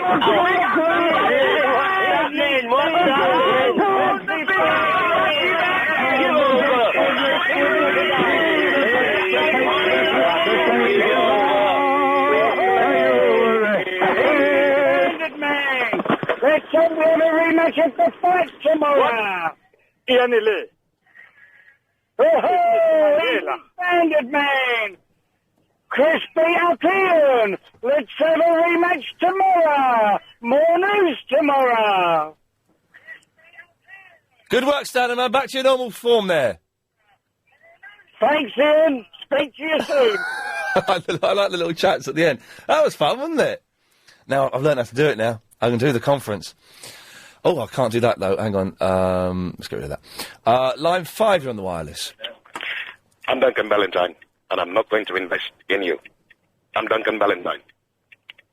Okay, good work, you. Line 3, you're on the wireless. Dragon meat sausage. Line 10, you're on the wireless. Ian, if you don't reinstate me, I'm going to listen to Richard's Bacon in the afternoon instead of yours. Okay, well, send in my best.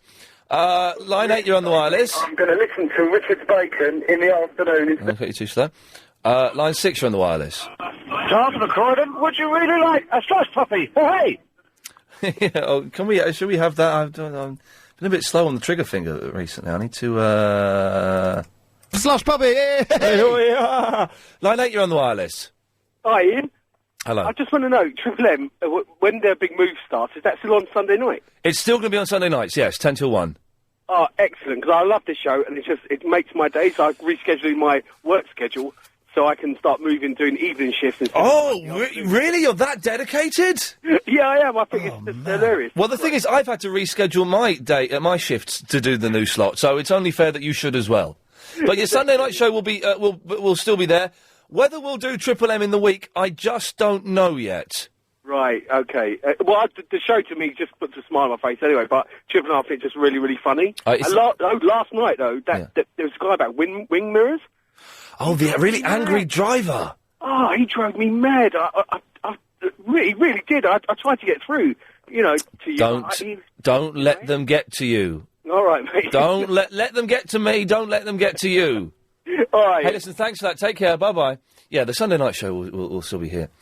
Whether we do this part of the show in the weekday, I don't really know. We've not really spoken about it, Chris. We need to have a chat about what's going to happen. Line 8, you're on the wireless. Hello, Leon. I like your show, man. All I want to tell you is Okay, I suspect that was something sweary in a foreign language. The fact there was a bill... You normally know they're going to swear because there's a big build-up to it, and a hesitancy, and they say nice things. But if I was wrong, I apologise. Line 8, you're on the wireless. Pradeep. That's more like it. The shorter Pradeep. Line 2, you're on the wireless. Hello, Iain. It's the Wing Mirror Man here. How are you this evening? I'm very well. Good. I just want to clarify a factual error that I made yesterday as regarding wing mirrors. You are really the fellow that called in to say that everyone who parks should expect you to smash their wing mirrors off because it's their fault for having wing mirrors. Well, basically, yeah, but not expect it, but don't complain if it happens. Well, no, of course complain if it happens if you're vandalising people's cars. No, well, they shouldn't leave obstacles in the middle of the road, should they? They don't leave out obstacles. You should be able to drive to such a high standard that you can avoid wing mirrors that are, you said 10 feet yesterday? Yeah, that's what I'd like to clarify. Okay. The actual mirrors themselves are 1 foot each side of the vehicle. They're not even do you know what a foot is? Because they're not even a foot. No wing mirror is a foot. A foot is a sixth of my height. A sixth of Iain Lee is not sticking out from vehicles. Right, and you know that, don't you? You know you're just being silly boy now, don't you? On the Mercedes Sprinter van, they're 1 foot each side. No, they're not. No, they're not. You're being very silly. You know what? You're being a very, very silly man, aren't you? No, I'm not. I'm because no vehicle has 1 foot wing mirrors. No vehicle does. It's nonsense. I just told you the name of the vehicle, Mercedes. Yeah, you did tell me the name of the vehicle, and I'm telling you that you are talking nonsense. But if a vehicle is parked up, there is no reason. There is no reason. Why are you so angry, Steve? There's obviously something that's made you angry. What is it? Are you lonely? No. It's not. The thing is, I was thinking about this last night. It isn't wing mirrors that's making you angry, and I was trying to work out what it is that's got you scared and angry, and I don't know what it is. So, do you want to tell us now, Steve? Because it isn't wing mirrors, is it? It is wing mirrors.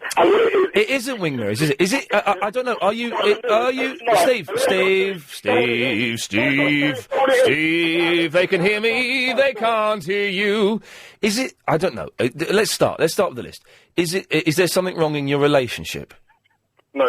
There isn't anything wrong in my... Okay. Have you just, Steve, when we're both talking, they can only hear me, they can't hear you, so I'd stop if I were you. You're wasting your breath. Are you having difficulties in the bedroom department? Listen, I don't... No, answer. You didn't know. Okay. Interestingly, you did. Steve, I've said this before. When we're both speaking, they can make me out, they can't make you out. No, I won't, because you're talking nonsense. You didn't say no to the question about sexual problems. No, what's wrong? What's wrong in the bedroom? What isn't working that should be working?